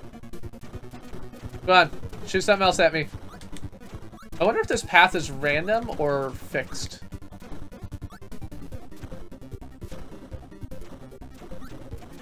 Of course, random in the days of the NES is a bit of a not a misnomer, but doesn't mean quite the same thing as it does on modern computers. You know, I was watching a video about the use of random number generators in the Super Nintendo, and of course, random number generators at the time were basically like you just wrote your own, you know, kind of mathematical routine, which would give you pseudo-random numbers on your own. The platform itself had no ability to do this, and so the random number generator on the Super Nintendo, or on the Super Mario World game. Hello, Anthony Fills Up Glass. But yeah, so the random number generator on Super Mario World is a cycle which repeats something like every 200,000 iterations. It only updates every time it's called, and it resets to 0 every time a level starts. So when you first enter a level, if you enter a level which has a randomly generated occurrence in it, so one of the examples is this little dinosaur which either blows fire up or to the side in order to, at the start of his, you know, animation or whatever. When you start a level, because the random number generator is basically reset to 0, that first action is always exactly the same, even though the action is theoretically random, which I found to be interesting. But yeah. Yeah, my Thanksgiving was pretty quiet. I spent a lot of time hanging out in the new lounge thing that YouTube Gaming has been working on. So I had Brad Pritchard and Gaslit Chew and AWOL and a few other people, or Chaos and a few other people who were spending a lot of time hanging out in the lounge and watching videos with me. So if you navigate to my YouTube Gaming channel anytime I'm not streaming, at the top you'll see a thing that says Join Chris Plays Games Lounge. And you can click there and watch videos with me, etc. So if we look at that right now, we'll see that it's playing something from the GoPro channel that I've added, and you can see other people chatting here and so on and so forth. So this lounge is where I've spent a lot of my time kind of finding cool videos, sharing them with people, talking to people, etc. So that was kind of my fun event and time waster for the Thanksgiving weekend. Yeah, Stat has the same thing. That's right. Hello, Pamela Den. So, Orchaos, I'm not sure that they had a clock. Hello, Pamela. And I know that that's so doing something using the number of frames that had happened was certainly a way that it did things, right? And so the question is that more or less random? Hello, Stingray. Hello, hello. So the number of frames that have happened obviously has some level of control. In fact, that's exactly what is done in Dragon Warrior. So in Dragon Warrior, the initial Dragon Warrior on the NES, it uses the number of frames which has passed as the major source of randomness, and that means that there are now like tool-assisted speedruns that can they just like they'll play through the game, and because they can, just by waiting a few frames, can change the output of the random number generator, they will do that, and so you'll have a game where the enemy never always misses you because the game waits a certain number of frames before taking an action in order to have an effect. I don't know if the issues there are, I mean, certainly Dragon Warrior is not a game that I think you could do that with anything other than a tool-assisted speedrun, but I wonder if the randomness there is actually considered less. And again, I think that the oh crap, you can certainly imagine that the choice to reset the random number generator at the start of each level was intentional, was kind of designed around speed running, or, you know, if I was writing it these days, it could have even been designed around software testing, because you want something to always have a consistent behavior. When you are testing a level, you might implement a random number generator which is always resets to 0 at the start of every level, because it's just easier to test that way. I don't know if I even need to kill this guy. Like, can I just go out of here? Oh shit, not good. Take care, David. Appreciate you hanging out. And yeah, so I play retro games every Monday at 9:15, whatever I feel like every Friday at 9:15. I know Kirby's your jam, and I don't do a ton of Kirby, but thanks for hanging out and chatting with me all night tonight. I appreciate it, and welcome to the family, my friend. You just got your nails done, Pamela Den? That's awesome. What color did you get them in? If I was going to get my nails done, I think right now I would do a deep midnight purple with sparkles. That is what I would do.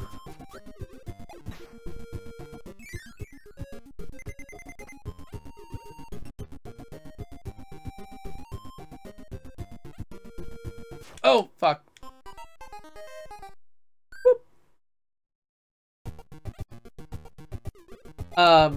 So yeah, so I don't think that the NES or the Super Nintendo had a clock variable that you could just read, you would have had to track the number of frames that had happened, and obviously frames only tick every 60th of a second, and so you could imagine people doing kind of silly things, but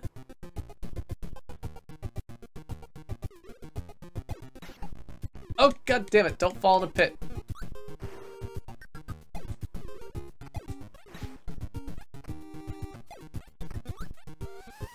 Ah, no. Don't be stupid.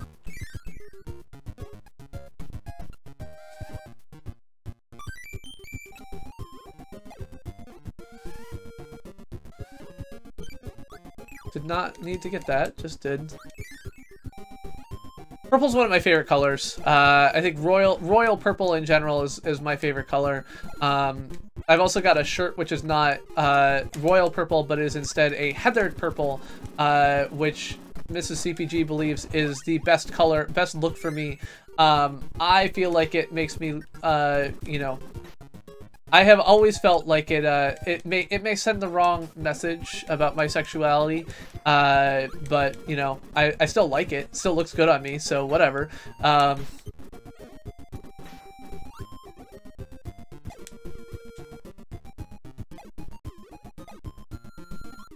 I feel like I've dropped like 4 threads of conversation today. So if you are sitting here going, oh man, remember when he was talking about a thing and I really wanted to hear the end of it, but he just never finished the thought, definitely throw that out there. Just be like, hey, you were talking about this and I want to hear more about it. Can you continue that thought? Because I'm usually, this is actually a thing that I started out streaming and I was very bad at. I had almost no skill in you know, finishing thoughts. I never finished sentence. I never finished anything else like that. So I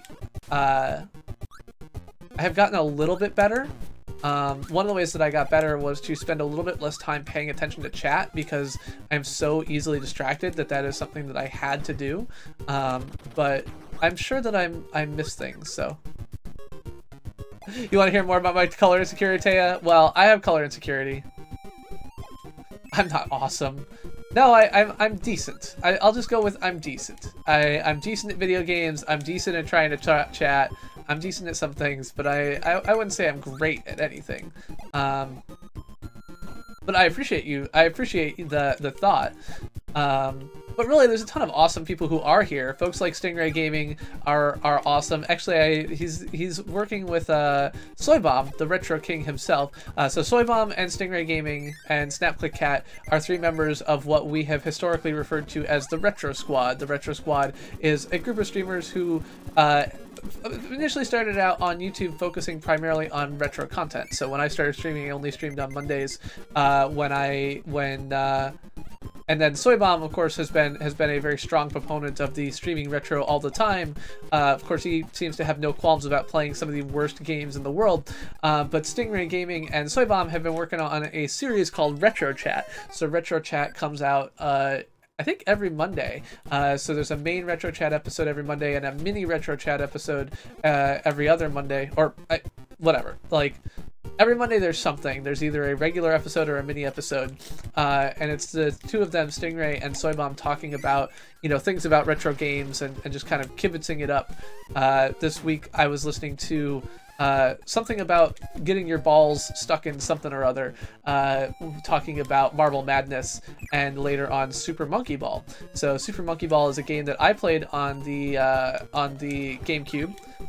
That's one of the games that I played the summer that my girlfriend and my first girlfriend and I spent all of our time playing Super Mario Sunshine. We also played Super Monkey Ball, and so hearing that brought up as the spiritual successor to Marble Madness was an interesting thought, because I hadn't ever actually really thought about that before.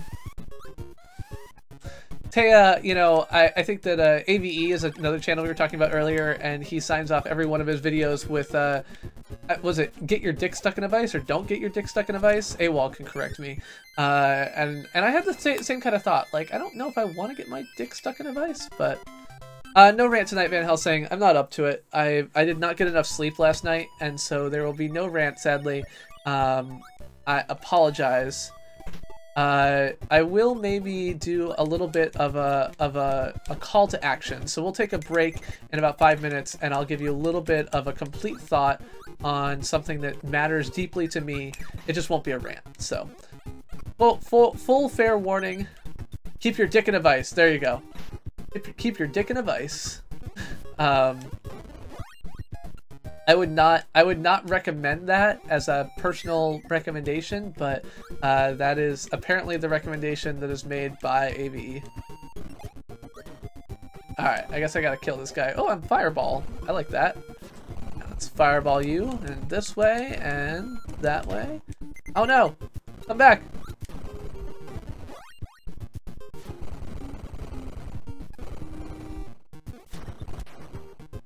Ha!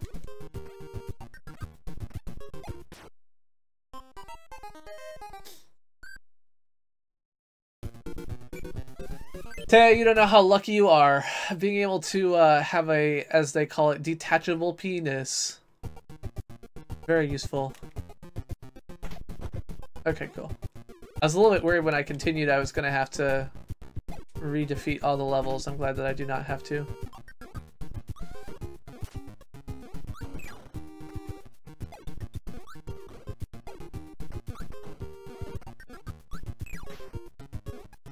I don't know, we keep this conversation up, I'm gonna have a advertiser unfriendly stream. I don't know what I'll do. I might lose whole pennies. Pennies, I tell you, because of advertising. Oh no, I don't have fireballs this time. That's less useful.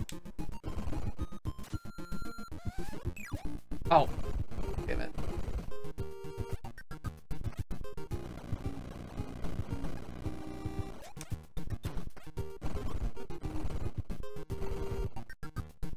Of course, I do not actually care about my streams being advertiser friendly, to be clear. I think that for small creators who see the yellow icons on YouTube and freak out, I think it's a lot of much ado about nothing for the most part. You're talking about losing literally pennies, and you know, from a system that, yeah, sure, is not good and it's disappointing and kind of annoying, but, you know, whatever. It's not that big of a deal. Half of my points, yes, because my points matter so much to me. God damn it. Yeah, my feeling on points is more like whose line is it anyway than anything else, where the points don't matter. Alright, well, we got it.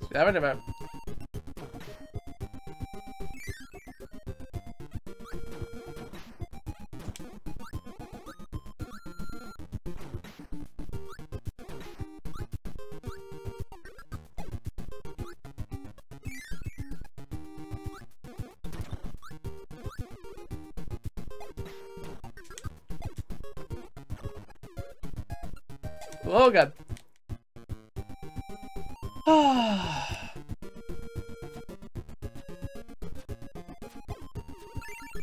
Warp Star. Yeah, Taya, this is kind of like a weird thing, right? So that's not true. Advertiser friendliness and recommendations are not directly linked. Unfortunately, there's some truth in it, and this is why it becomes like perceived that way. Is like, so the big creator who kind of brought this up, of course, was Matt Pat, who tweeted about it, and he basically pointed out that like when he got not advertiser friendly, his like video got much less recommended, and he's not wrong.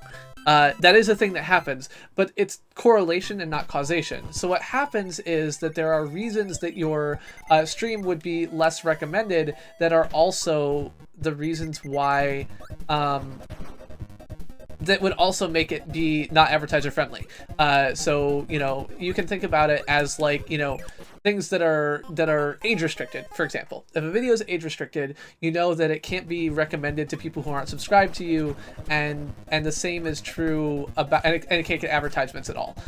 So it's basically the same basic thing. You know, there are some things that happen on YouTube that might cause your video to be not able to be recommended, like age restriction, and when that happens, you'll also lose your advertiser friendly status. So because there's that correlation, people assume that, you know, it's 100% if your video is not getting advertising, then it's not going to do this, and that's not the case. It is the case that there is some correlation there that can happen, and is why that perception is there.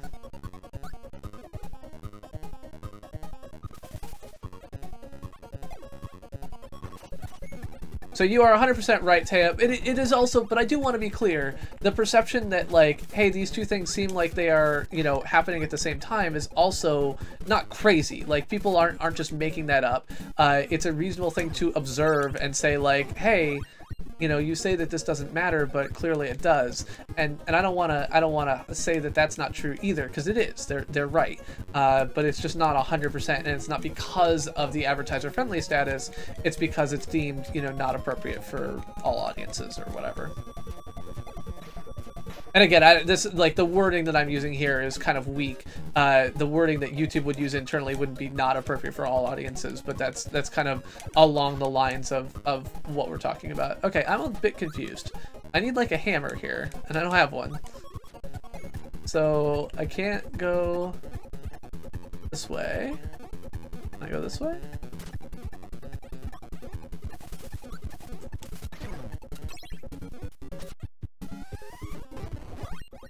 Ah.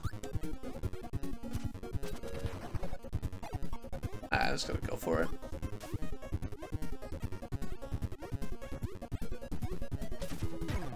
Damn.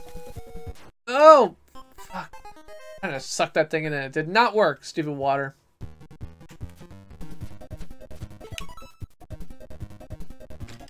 Alright, so. It is that time of the evening. Where I pushed the wrong button. So this is gonna be a live pseudo rant. It's not really a rant. It's a live call to action. So sit back. Just let me chat at you for a bit here. I'm gonna come in right at you live. Yeah, so when I do my CPG rants, we usually have the CPG Rant emoji for all you sponsors out there. Unfortunately, this is not going to be a CPG rant. Like I said, I was a little bit tired of being. I was tired. I just couldn't bring up the energy to be angry today. So we're going to talk about something a little bit different. It's not going to be quite a rant, but we're gonna get through this. So I'm the Chris who plays games, and I got a favor to ask of you. YouTube Gaming is using a feature called Lounges. Lounges are a way to watch content with other people in a playlist and you know, hang out and watch YouTube videos with them. This is not really a complex concept. Many of us have done this in Rabbit or other things like that before, and it's a very limited beta that's available to a few channels. One of the channels is mine. Now, as a YouTube developer, I am totally admitting that I'm you know, asked for this as a YouTube employee. I did not get this because I'm some awesome creator. I just asked a friend and said, please, please, please, please, can I have this?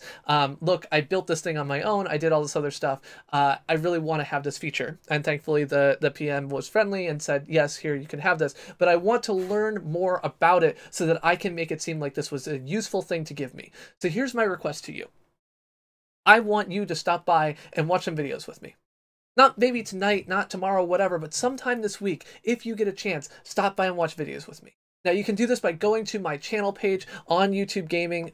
You can just go there and you'll see a thing like this, and you can join the lounge and click Watch Now and tell me about it. It will work in the YouTube Gaming app on your iOS or Android device. It'll work on the website. But that's what I want. What I really want is to have more people stop by and hang out because I want to learn what works and what doesn't work. And there's two ways that I want to learn this. One of the ways I want to learn this is I want to learn about the technical problems, right? As you might have just seen there, as you look at this page, Join Chris Plays Games' Lounge has a new line before the apostrophe S. Totally silly bug, but it happens. You know, I want to learn about bugs with how it Chromecasts and keep showing the title and description of the video. I want to learn about all kinds of things like that. But more importantly, I want to learn what you want to watch. I want to learn what content you like on YouTube or how I can do these things. How many videos from the same channel can I put back to back before it becomes too much? How much of my own content can I mix in there before you're like, man, this just feels like a self-promotional vehicle? Do you want to hang out and watch these things? That's what I want to know.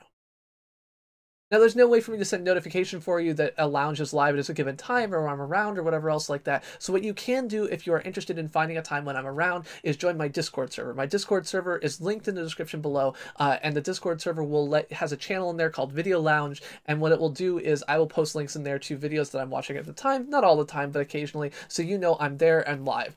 Pretty much all the time that's daytime in Eastern time zone, I'm also there and live, or other people are. Like I said, I've had a bunch of people hanging out and everything else like that. So I definitely want to, I want to see people come in and hang out and talk to me. So one of the things that I've seen is a lot of creators are using lounges just to replay their own Let's Play content. And replaying Let's Play content is cool, but I think that in general, I look to the 80-20 rule of social media promotion, right? On Twitter, you should never expect that if your profile is more than 80% or 20% your own content, you're going to grow that community. Because the reality is that, like, if you just want a self-promotional vehicle, they'll subscribe to you on whatever, like, especially if you publish on YouTube, like, that's, you know, using it just to link to your YouTube, you're not going to grow more followers that way. You're going to grow more followers by creating more, you know, unique, interesting content or retweeting or anything else like that. So don't just use it as a self-promotional vehicle. And I want to find the right balance there. I want to find the right balance in a lot of these things. And I want to be able to deliver that information back to other people who are looking at creating these lounges and managing them, folks like Stat or Onickel who are running them. And I also want to bring it back to the team and say, like, hey, here's what I'm learning. I'm learning that, you know, 7-minute videos are too long. I'm learning that it's helpful if you know what video is coming up next, and other things like that. So to entice you a bit, one thing I will say is that I'm happy to add videos that you recommend into the lounge. In fact, you can even do it yourself. If you join the lounge, you type !add and you put in a video ID, it's going to add it to the playlist, and then you'll be able to watch it with other people. I built that myself, just added it to my own lounge, and so I've got a chatbot there, and he'll do that for you, and that's what I want to see. I want to see people coming in, checking it out, and viewing the lounge and giving me feedback on the content and everything else like that. So I want to know what you want. And I want to have that experience. I want to chat with you. I want to hang out. I want to make fun of videos of mine that were terrible. You know, I look at some of my videos and I'm like, oh my gosh, how did I think this was good? But I also want to learn more about what you like on YouTube and what you do on YouTube and everything else like that, because I think there's a lot of good things to be learned from just sitting down and watching videos with other people. So it's been a fun experience for me. In the lounge playlist that I've built for the overall, you know, the lounge so far, I have played more than 164 hours of content over the past 9 days. So we've watched everything from episodes of Tabletop to full seasons of you know, full seasons of web series to full back catalogs of channels like Game Maker's Toolkit. We've done things like watch, you know, the creation of samurai swords or other things like that. But what I want to know is what you like and what you do and everything else like that. So if you are willing, here's my request to you. Stop by the lounge sometime this week. Hang out. Say something.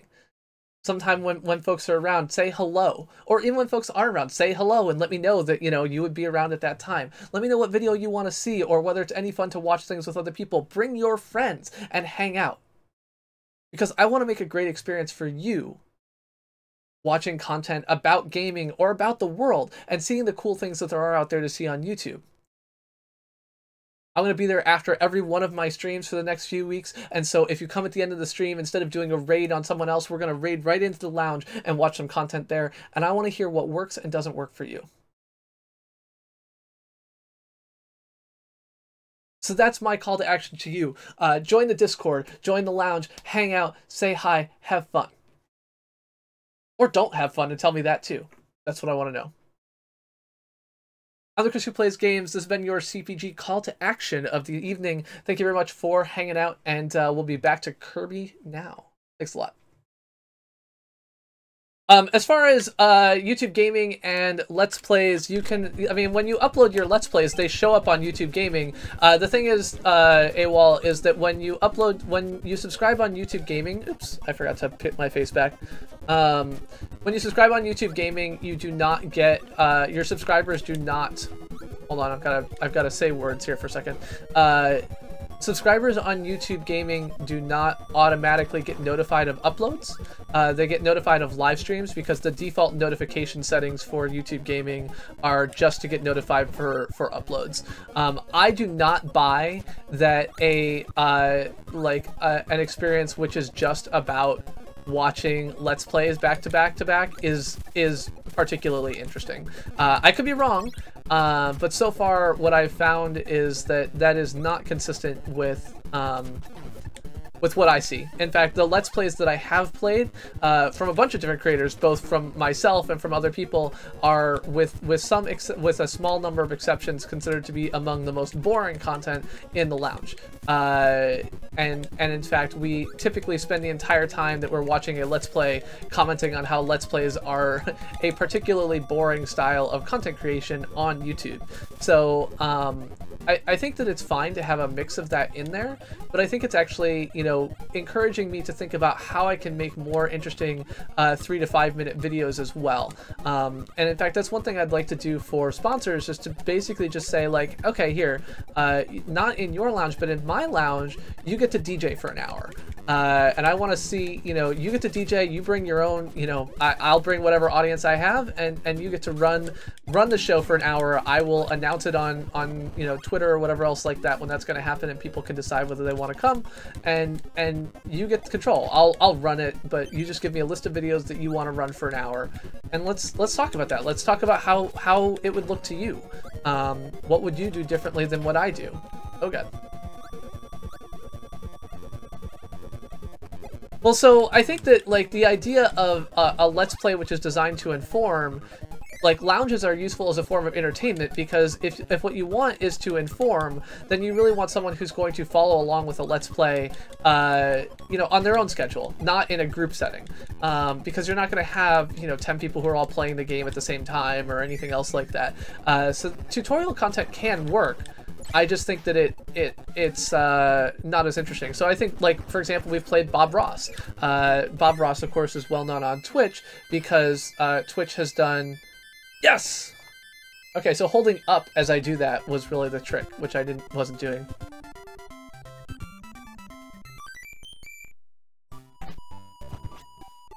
So LJ Artistic Intentions, that is one of the things that I have mixed in, right? And so I have CPG Rants. In fact, I have something along the lines of 70 VODs that I use as part of content in these streams. And so I will oftentimes, you know, have content in the streams where I mix in something that's pre-recorded.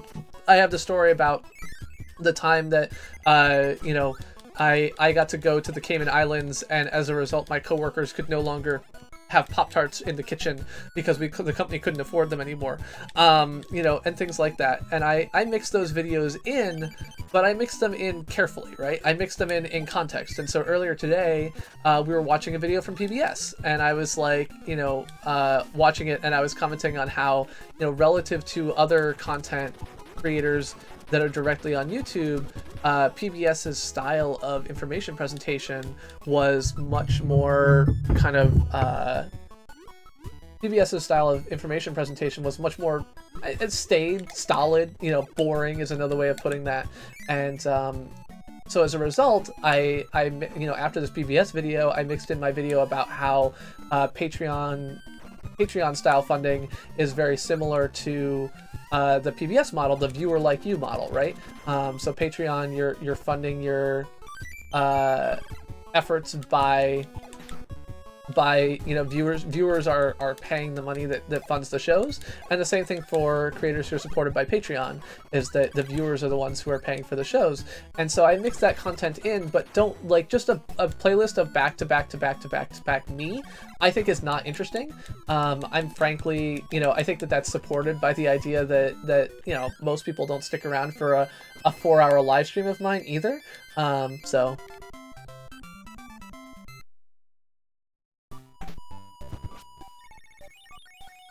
he did, Brad. I mean, this is why there's like one other Bob Ross video that I want to add, but I feel like, you know, it literally is just the same thing every time. Like, there's a couple cool paintings, and it's nice that it's there, but honestly, if people had DVRs 20 years ago, I'm not convinced that Bob Ross would have had more than like 2 seasons. It's a style of content creation that I think just didn't just did the same thing every time. So I thought about that AWOL, and I considered going back for it, and then I decided I was lazy. Oh, he had a ton more. He had like 30 seasons, but I just think that part of the reason that he had 30 seasons is because people couldn't easily just record his content and play it over again.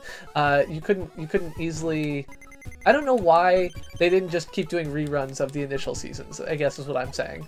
I mean, I get that he was a cool dude, but it doesn't feel like there was enough variation to actually support that level of investment, so...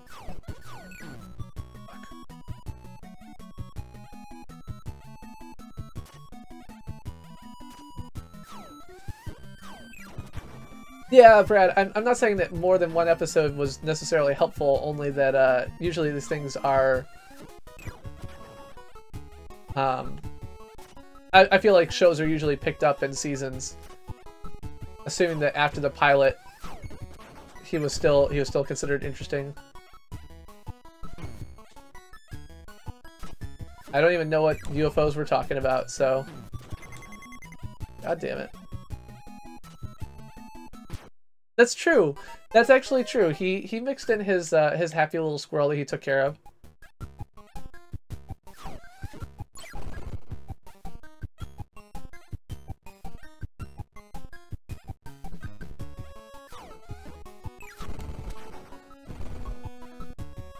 Yeah, well, I mean, this is the same concept as in soap operas, right? The persistent, ongoing narrative. So this is another thing that I kind of learned about a little bit from.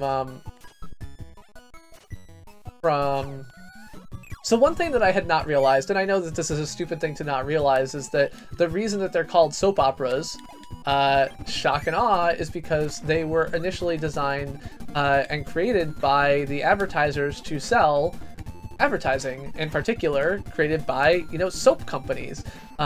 So never something that even occurred to me like, why are they called soap operas? They just were. But so we were talking about that, and then the question was, why, you know, why are soap operas still ongoing, or why are soap operas still on the air, or something along those lines. There's a video about that, and it turns out that the answer is, you know, because they're amazingly cheap to produce and they're effective for advertisers is the actual answer. But it made me realize that a lot of the properties of soap operas that make me less interested in them are some of the same things that make me less interested in a lot of types of YouTube content. Soap operas engage in an approach called the persistent, ongoing narrative.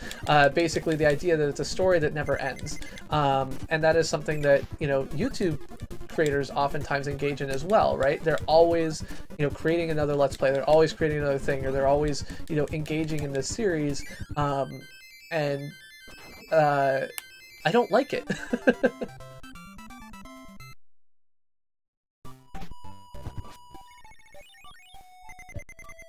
And so I really like stories that have a beginning and a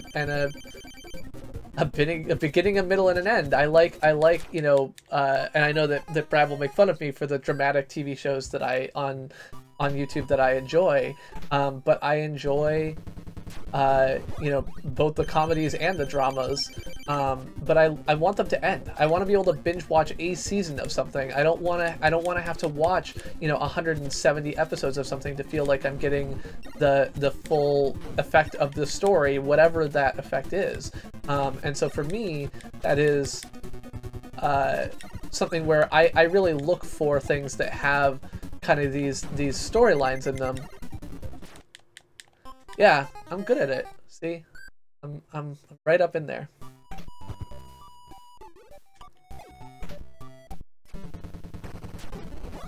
All right, see if I can do a little bit better.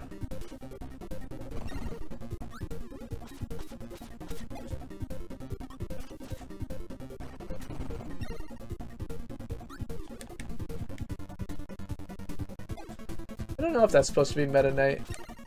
Kirby fan can probably tell you.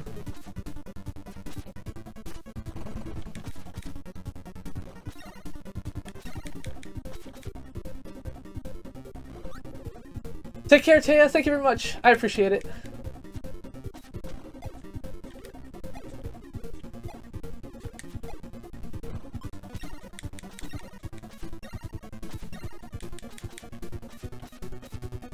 Sorry, I got bored of not face tanking for a bit there.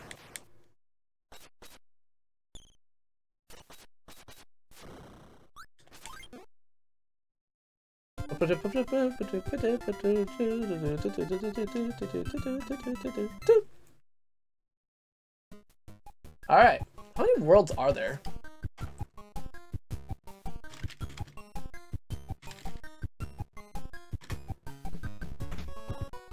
Seven.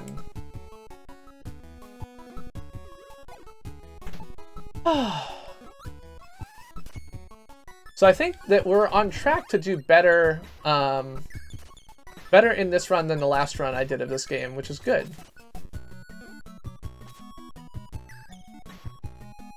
So as I was pointing out, my my last playthrough of this game took me about four and a half hours, or 4.25 hours.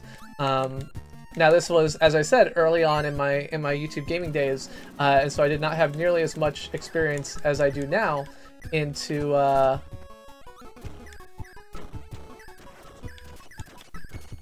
being a decent game player, frankly. When I started streaming on YouTube Gaming, I basically had not routinely played video games, especially retro video games, for probably almost a decade, if not longer.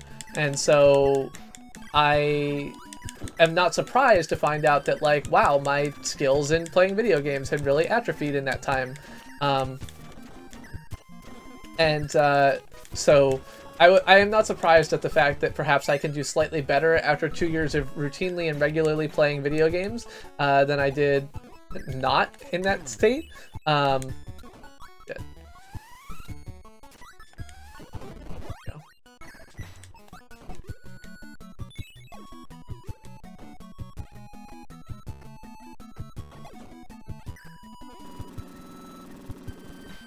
But yeah, so the big thing that I think, Mike, is the question is, what type of content benefits from being watched socially? And also, what is the kind of expected amount of time that you can think people will stick around? So I am super thankful to the lovely folks who've been hanging out with me and having fun and everything else like that, because frankly, we will just hang out in there all day. But I also realized that most people are going to stick around and watch stuff for like 10 minutes. So they're going to come in a random time, and they're going to watch stuff for 10 minutes. And so the question is, how can you create a set of content which works well for the audience that's going to be there for a long time, as well as for the audience that's only going to be there for 10 minutes, and ideally make that 10 minutes longer. That's really your goal. I think. That's my goal. Alright, this is like a boss rush or something.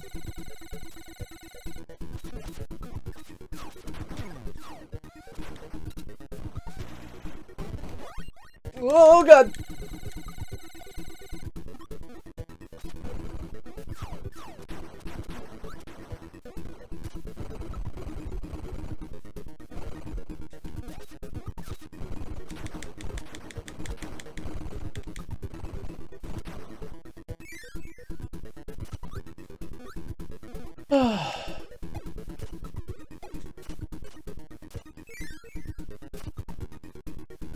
I don't remember ever seeing this guy. Maybe I saw him early on and just didn't realize it. My cutlass is doing the Lord's work here.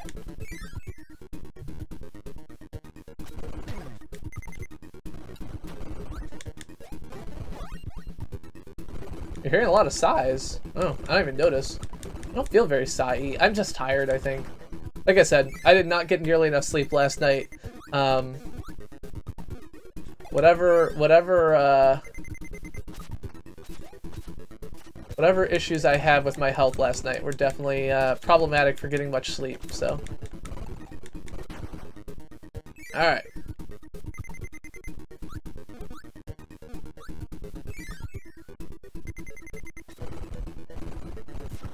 Oh no! I wonder if I have to start all the way back at the bottom. I guess I don't have a cutlass. That's gonna be bad. Definitely much easier with the cutlass.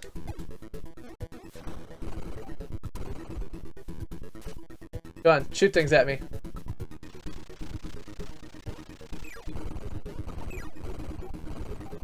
Whoa! I don't know why I was not expecting that, because that's the same move he does every time.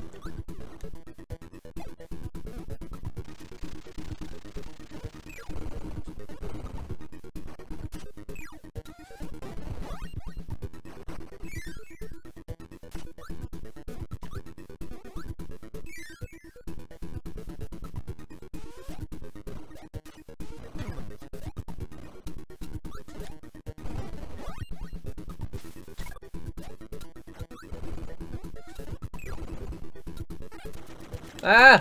No! Why are you eating me?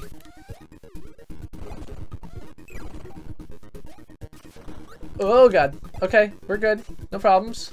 Right? What are you gonna do now? Fuck!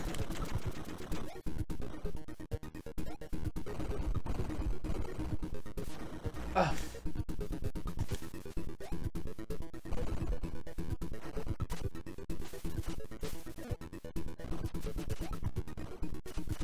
Come on, baby, baby. Let's do it.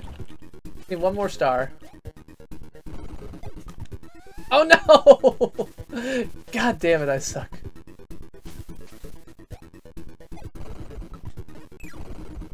That's right. Fireball seems good. I feel like I remember liking that.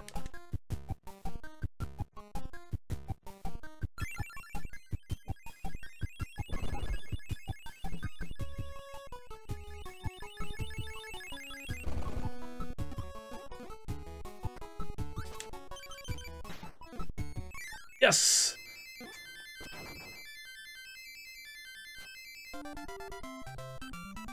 the cat trying to scratch me AWOL. I'm sorry, Jose.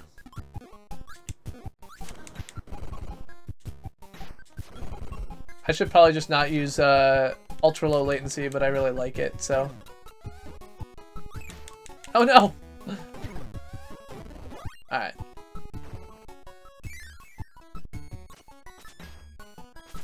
Oh! That was stupid of me.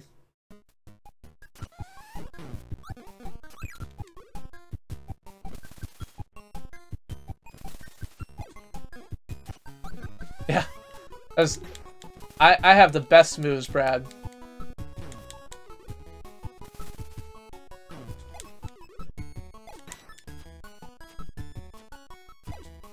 On the plus side, a tomato.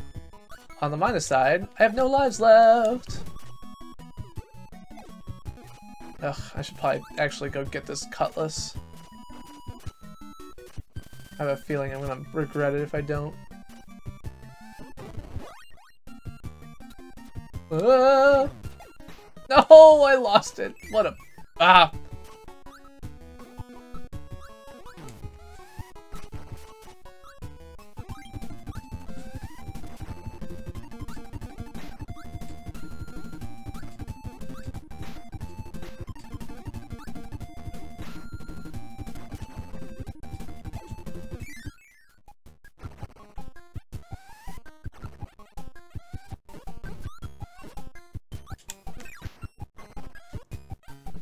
Oh god, damn it.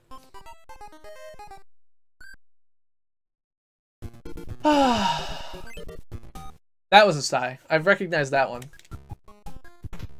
Alright, we're doing okay though. Look, I mean, we're alright. Got no major qualms. We're 3 worlds into World 7, which is the last world. Oh, friggity frick. Oh, third in less than 20 minutes. Okay, that's fine. I was thinking you were like, oh yeah, you're sighing constantly. Oh, 20 minutes, that's plenty. I actually used to, when I started work at WeDo, which was the first company I worked at, doing, which was a marketing and web design firm, it used to be referred to as the Schmitty sigh, because I was just always like, these like deep, heavy sighs, over the simplest things. And it's still a tendency that I have. I don't really think about it, it's just a thing that I do. So, get out of here. Alright.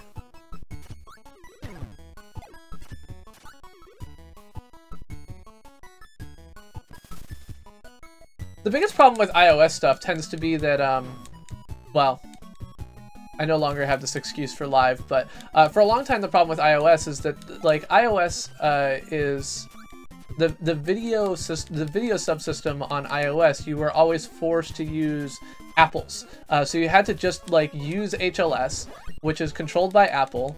You had no ability to write your own code or modifications or other things like that to it. You just had to basically accept what they gave you, and that is something that was, you know, is enforced by their their terms, the you know, the things in the app stores. You couldn't make a video app and implement your own you know, loader and parser and everything else like that. And so historically, that was an area where you know, kind of we like, yes, YouTube kind of sucks on Apple, but at the same time, that's because we are forced to use Apple's video stack. These days, that's no longer the case. For live, I think we're using entirely our own video stack, but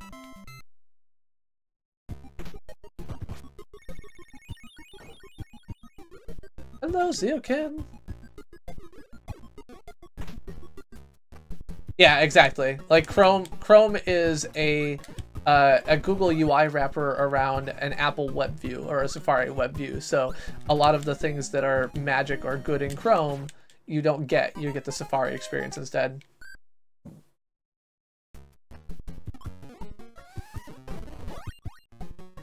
I am a ball. Don't know. Okay, this ball thing does not seem to be super useful. I think I'm gonna stop being a ball now.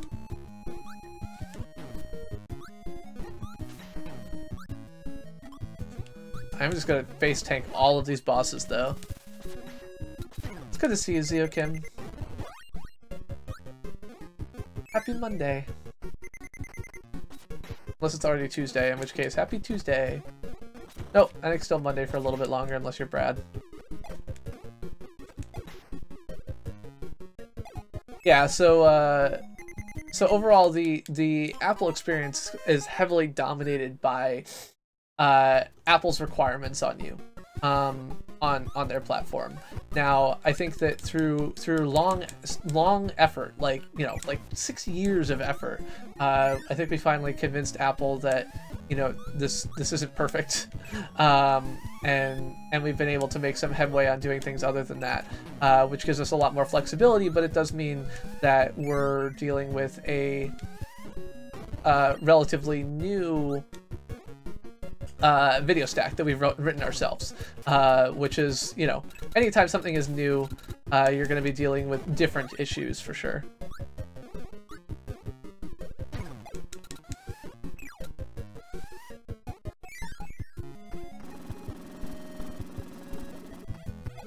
I basically only use incognito mode to figure out how much search engines are screwing with me, or rather personalizing my content. I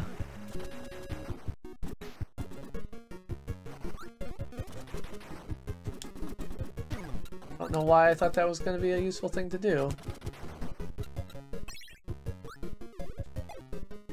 Exactly, or chaos.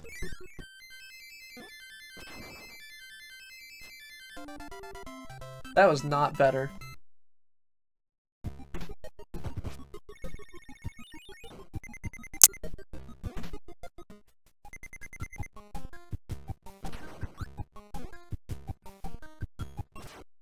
Oh. Take care, Stingray. Thank you very much. And I'm sure I'll see you sometime this week in the loungy lounge.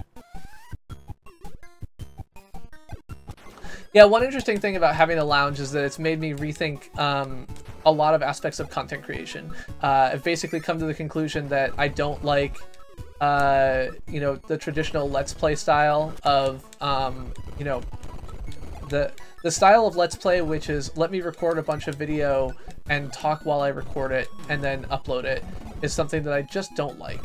I've learned that I would much rather have you kind of trim out the boring bits before it gets to my face.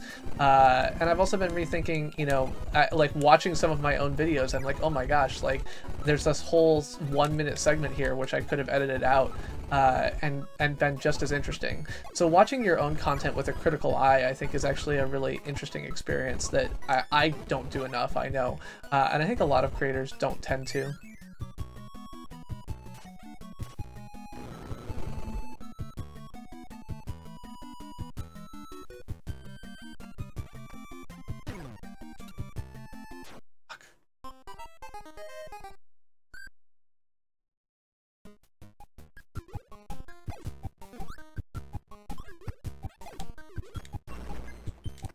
Oh, Jesus Christ, I did the same thing twice. Ah. By the way, I want to thank you all for hanging out and having a good time tonight. Well, actually, no I don't, because I don't know if you're having a good time. I want to thank you all for hanging out, even if you're not having a good time. For those of you who might be lurking in the background, I am the Chris who plays games, playing retro games every Monday at 9:15, and whatever I feel like every Friday at 9:15. Today we're playing some Kirby's Adventure, is that what it's called? The initial Kirby game for the NES shortly after their first release on the Game Boy.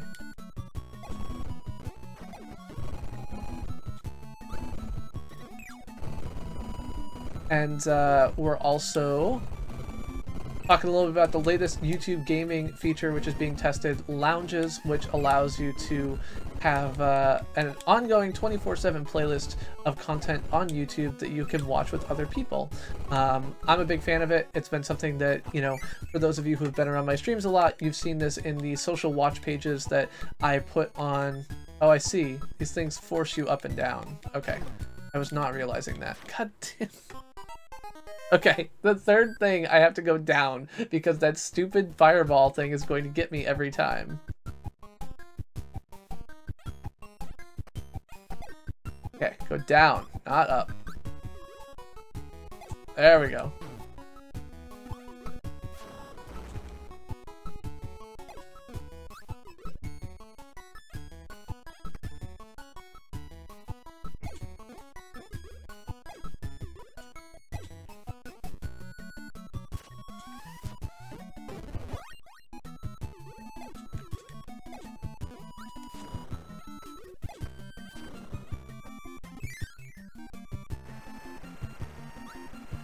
There we go. Finally got past that part. I am so smart. I am so smart. SMRT. I mean SMART.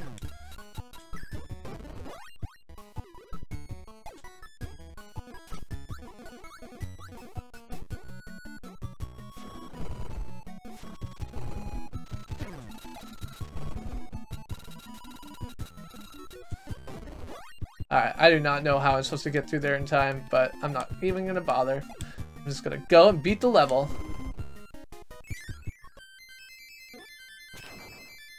That was good. Good job. Good job, me. The Tor browser isn't directly an incognito browser. You can still, but it is intended to be less trackable. Oh, look, it's using the Game Boy style coloring.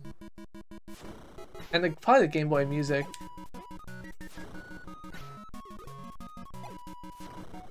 This definitely has the, I know it's kind of silly to say this has the retro feel, but I think that's what they're looking for, is to give, not the retro feel, but the more limited palette and everything of the NES, or of the Game Boy. It's one thing I will say for the NES version of Kirby is that the colors just don't do it justice. They're definitely not using the full aspects of the system that are available to them, and I find that to be kind of frustrating. I mean, it has a feel that it just doesn't feel, you know, directly in place on the NES.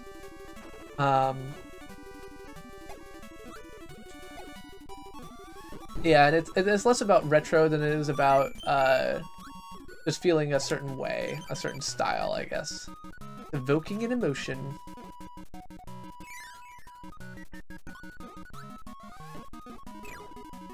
Could look for a video about the colors in Kirby's Dreamland, or Kirby's Adventures. See if I can understand a little bit why it feels so wrong to me.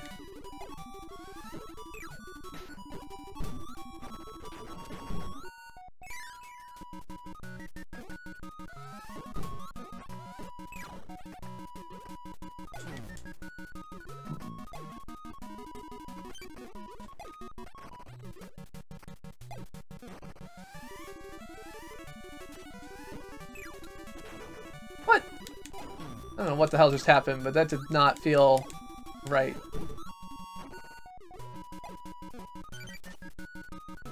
Yeah, so Zeokim, I think that the trick is that basically they're just not using the full range of palette options available on the NES.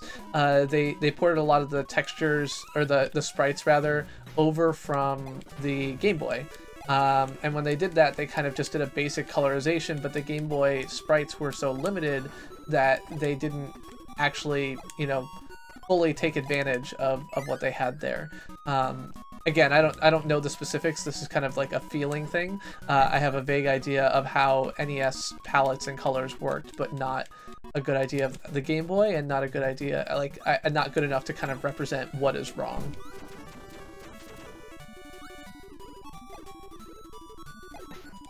Oh, shit.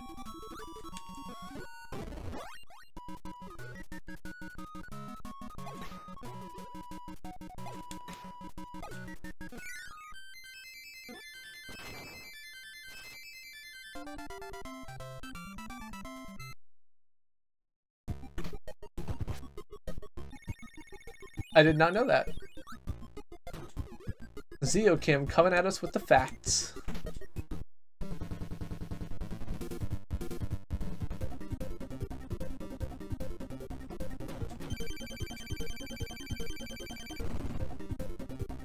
Uh-oh. That was...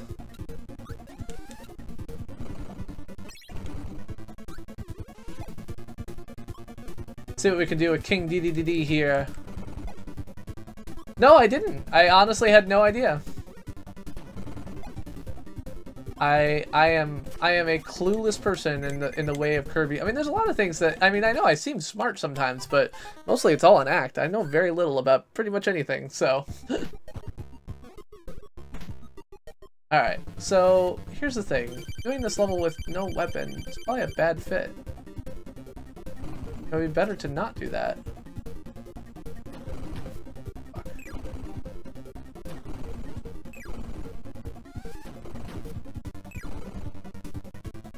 Oh no! I was really liking that he was kind of like stuck in a loop, and he just kept giving me stars. But I guess that couldn't last forever.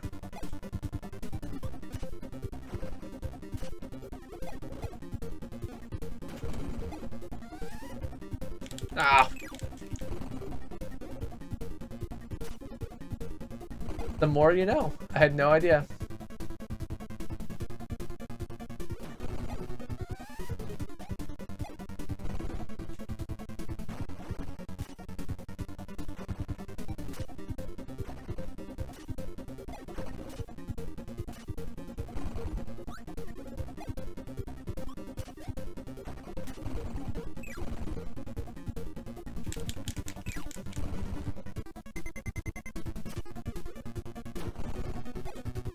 Oh, alright. What do we got? Come on. Come at me, bro. I'm just so impatient.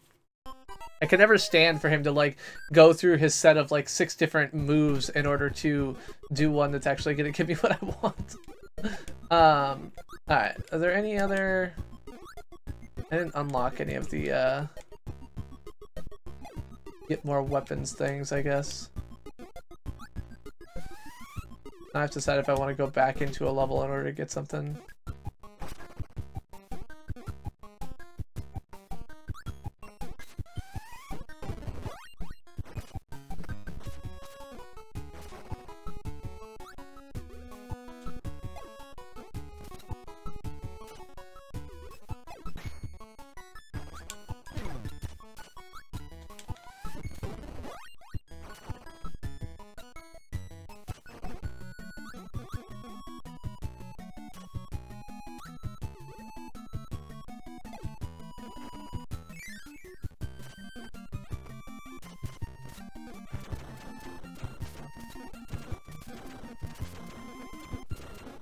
So one phrase that came up a lot when I worked at Google, or not at Google, at Metacarta, was "do the needful."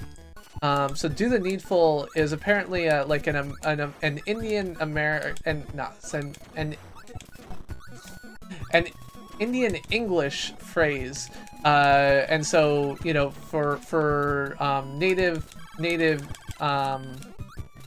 for people from India who have learned to speak English, this is a phrase that kind of means, you know, do whatever's necessary, do like take care of it, and so that's a that's a thing that they would say is, you know, and so the problem is that in my experience this is strongly associated with people who are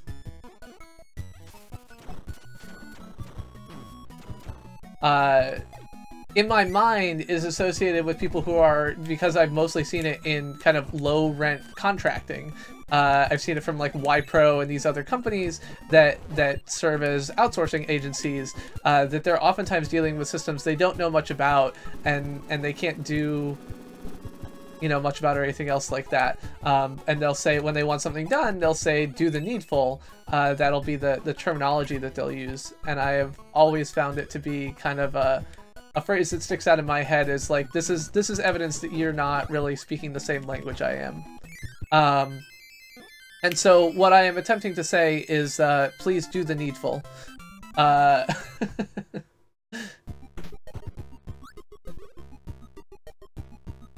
so the problem here is that I have 2 life. So now I have a sword, but I'm still gonna die right away.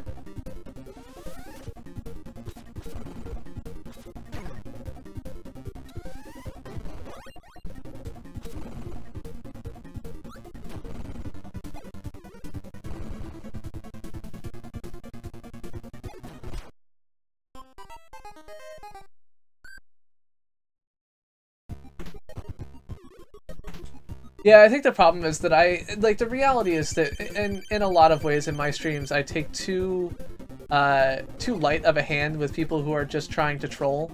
And there's no good reason to do that. The reality is that so few people turn around after starting out with a trolling comment that then contribute meaningfully to the conversation that I should ever feel like it's going to be a bad idea to time them out. And that was clearly a trolly comment, so... I don't really understand the purpose of these things. I don't really understand the purpose of a lot of things, though, I guess.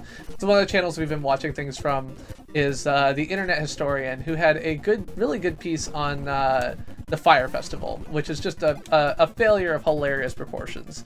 So we were watching the Internet Historian. Unfortunately, most of what Internet Historian does for his channel is just, like, documenting various things, terrible things that 4chan has done. And while that's an interesting, you know, subgenre in some ways, neither the presentation style nor the content is sufficiently interesting to kind of meet the standards I like to uphold in the lounge.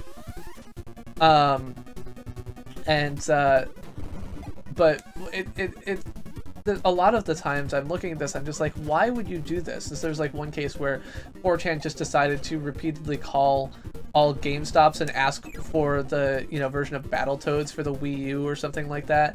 And I'm like what is the purpose here? What are you trying to achieve? I just don't know. I don't understand. I don't get it. Oh, I was gonna spit that stupid star. Failed to, though.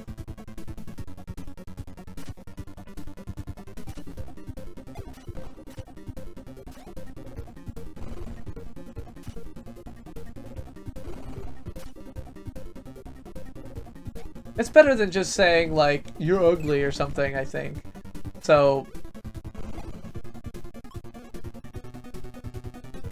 I believe this is the final boss, AWOL, yeah. I know there are 7 worlds, and I am at the boss of the 7th world.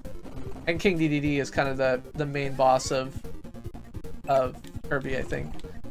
King DDD and Meta Knight are the 2 that I think of.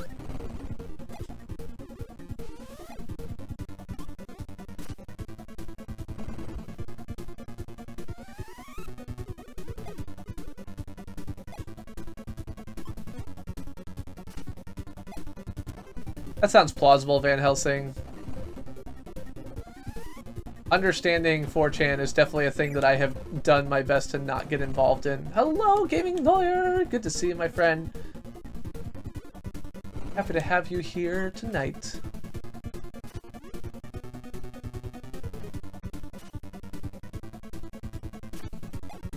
Oh god. I don't think I'm gonna beat this guy, but at least I'm making more progress this time. Oh! Well, I was right. I did not beat him.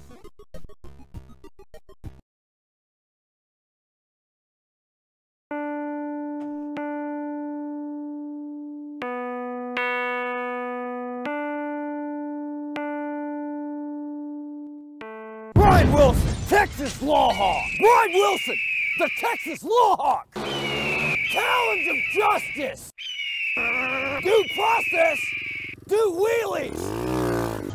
It's hot out here.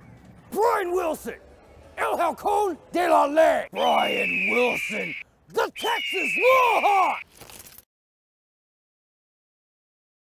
Welcome, welcome. Have a good night, James Holder. See you on Friday. Thanks for hanging out all night long. I appreciate it. My Thanksgiving was pretty dull. Jess and I hung out at home on Thanksgiving. On the Friday afterwards, I did actually go up and grab my grandmother, who is visiting family, and brought her down. So we visited with her for about 2 hours, which was good. I like that. Alright. Oh, friggity frick. Alright, come on, baby. There we go. Unfortunately, I had to do 4 hours of driving in order to get those 2 hours in, but you know, can't win them all.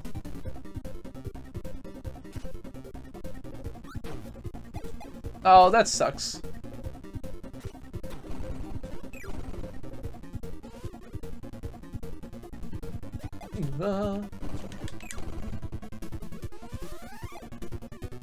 Alright, you know what? I'm just gonna hang out here, and that way when you...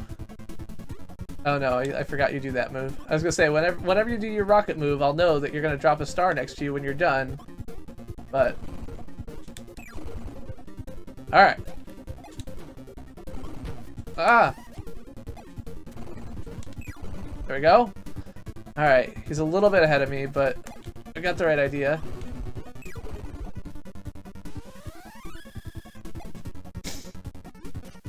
Yeah, Jess was definitely sick on Wednesday night, which made my Thanksgiving a little bit more tiring than I wanted it to be. Got up at like 3 in the morning so I could run out and grab more Pepsid from the CVS on Thanksgiving morning. Thankfully, we weren't planning on doing anything, so it wasn't that big of a deal, but it was definitely unfortunate. I was glad I was able to help her out, but I was looking forward to a little bit more sleep on my day off. Alright, one more.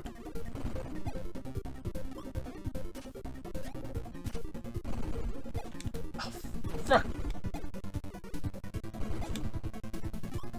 Alright. Don't get your dick in a vice.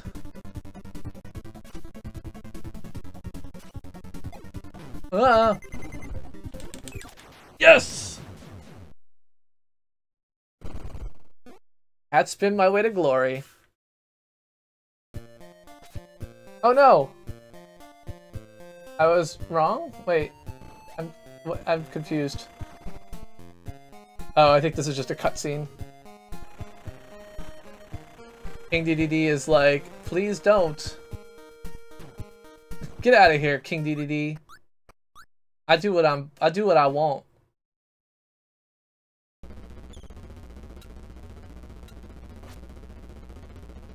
Uh-oh. Maybe there's another boss.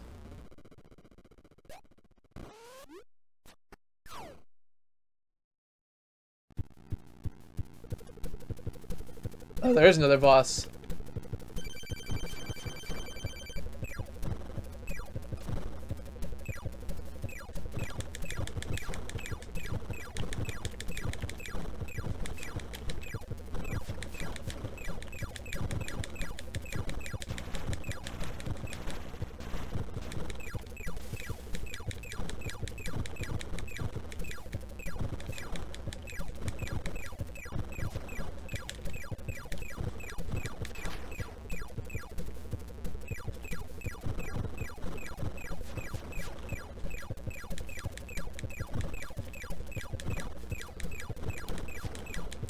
Oh god. Yeah, I was not expecting the boss. I thought I was like done with the game, and then sure enough, nope.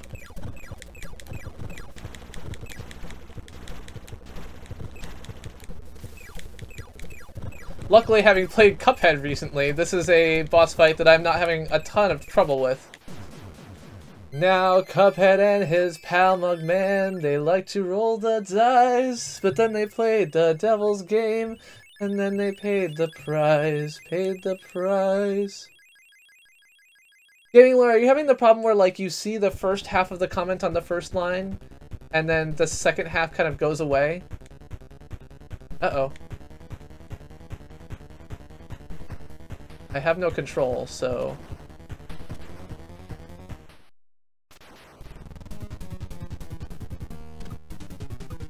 Because I've been having that problem on mobile. Oh no! Okay. This is a bad sign.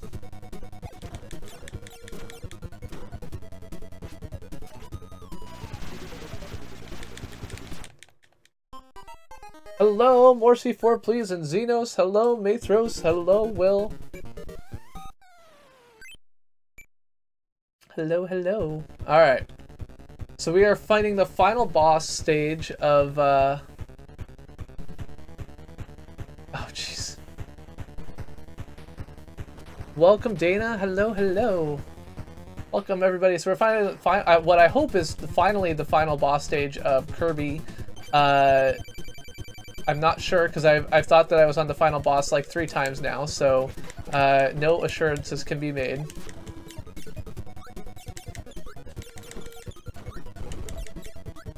Alright, I hit him once.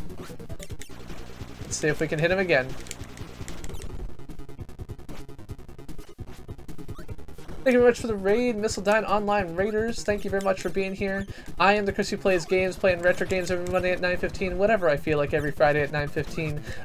Tonight we are playing Kirby's Adventure, a game that I have streamed once before, but back in 2015 in the very early days of my streaming experiences. So this is going to be an exploration to me to see if my gaming skills have improved in the past 2 years.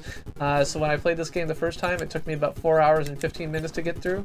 We're going to see if that's improved any in this case. Given that I've been playing for just under 3 hours, unless this final boss takes me a very long time, or there's like another 4 bosses after this, I think I may have actually improved my time. This isn't really a surprise, as when I started making this channel, I had not actually played any video games, especially retro games, regularly for something like a decade, and so it's not really a surprise to me if maybe my skills had atrophied a bit at that point. But it's always nice to be able to look back and say, hey, I used to suck at this a lot more, so that's great.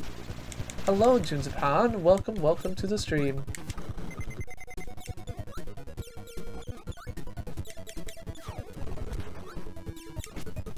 Alright, I need one more hit. Hello, Liam and Miss Anon. Crap. I need one more hit and to not get hit by him. Oh! God.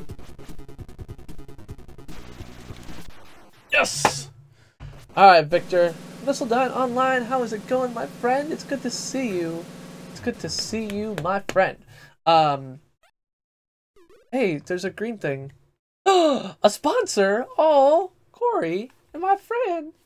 Thank you very much for sponsoring.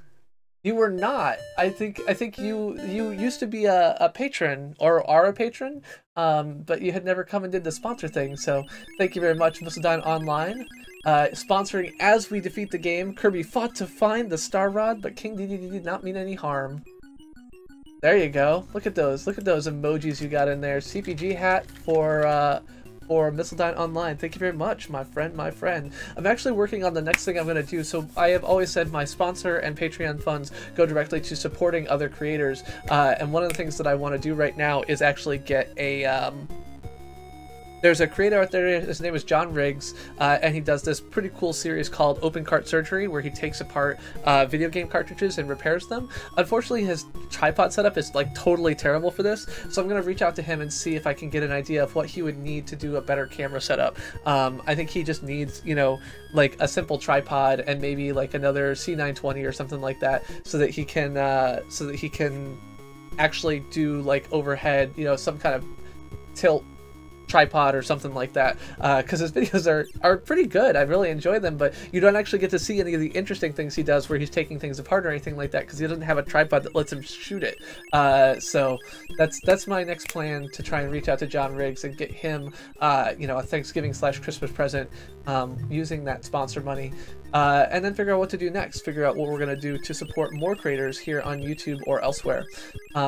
So yeah, that was Kirby. I appreciate the raid Mistledine Online. As I said to all of you folks coming in with Mistledine Online, we play retro games every Monday at 9:15 and whatever I feel like every Friday at 9:15. I don't know, what should I play this Friday?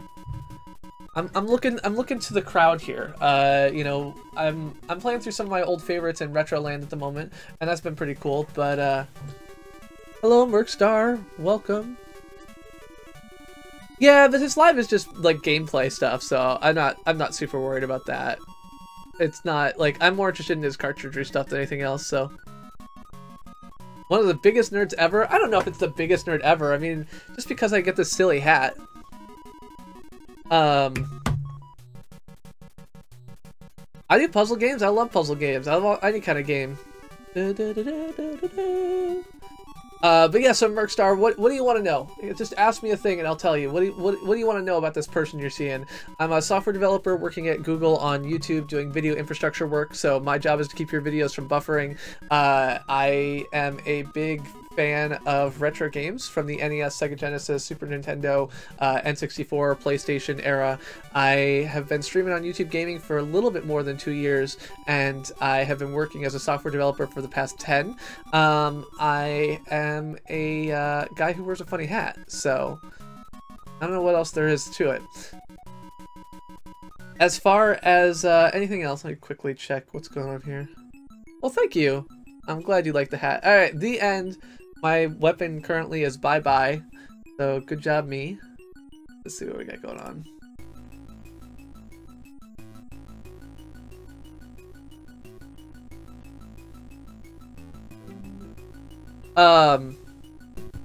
Hue. Hue, what do I know about Hue? Hue is the game where things change color, right? Game. Alright, we're gonna keep this quiet for a little bit. We're gonna make my face a little bit bigger. So Hue is also out for other platforms, and so we could think about doing some Hue. That seems like it's an interesting puzzle style game that I could imagine, and it's only $3 on Steam right now. So I think this is the game where you have to change the colors of things to get past them. Am I remembering the right one?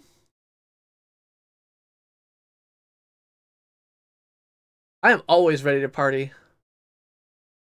Xeno's Trigger, that particular feature, the storyboards is basically unmaintained.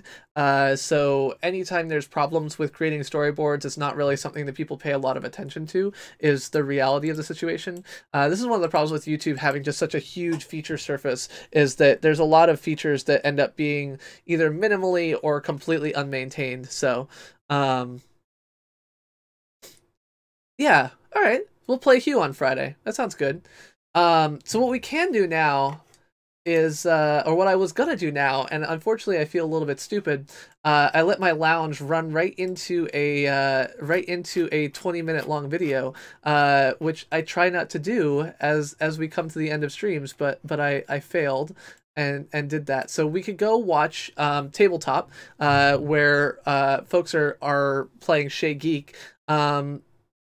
I would love to have more people try out the Lounges feature that YouTube Gaming is currently testing. So if you are interested in watching an episode of Tabletop with us, I think that's what I'm going to do. I'm going to bail here. We'll play Hue on Friday. Next Monday we'll play something else, but YouTube is testing a new feature where you can watch VODs with other people, and I would love if you would stop by and hang out for a little bit. We've got a link right here in the chat, hopefully.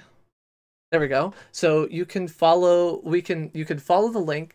We got Paul and Storm and Andrew Hackard playing Will Wheaton on Tabletop. So thank you very much for the raid, Mistledine Online Raiders. I would love to hear your experience of Lounges if you're willing to hop in the chat. The link is right there in the chat. And other than that, thank you all for being here. Thank you all for watching and enjoying Kirby with me. And I hope you have a lovely night. And I will see you on Friday, where we'll be playing Hue. Oxenfree is on Steam, yes. And I can look at doing that for the future. So hop in the lounge, say hi. I'll see you there. I love you all. Good night.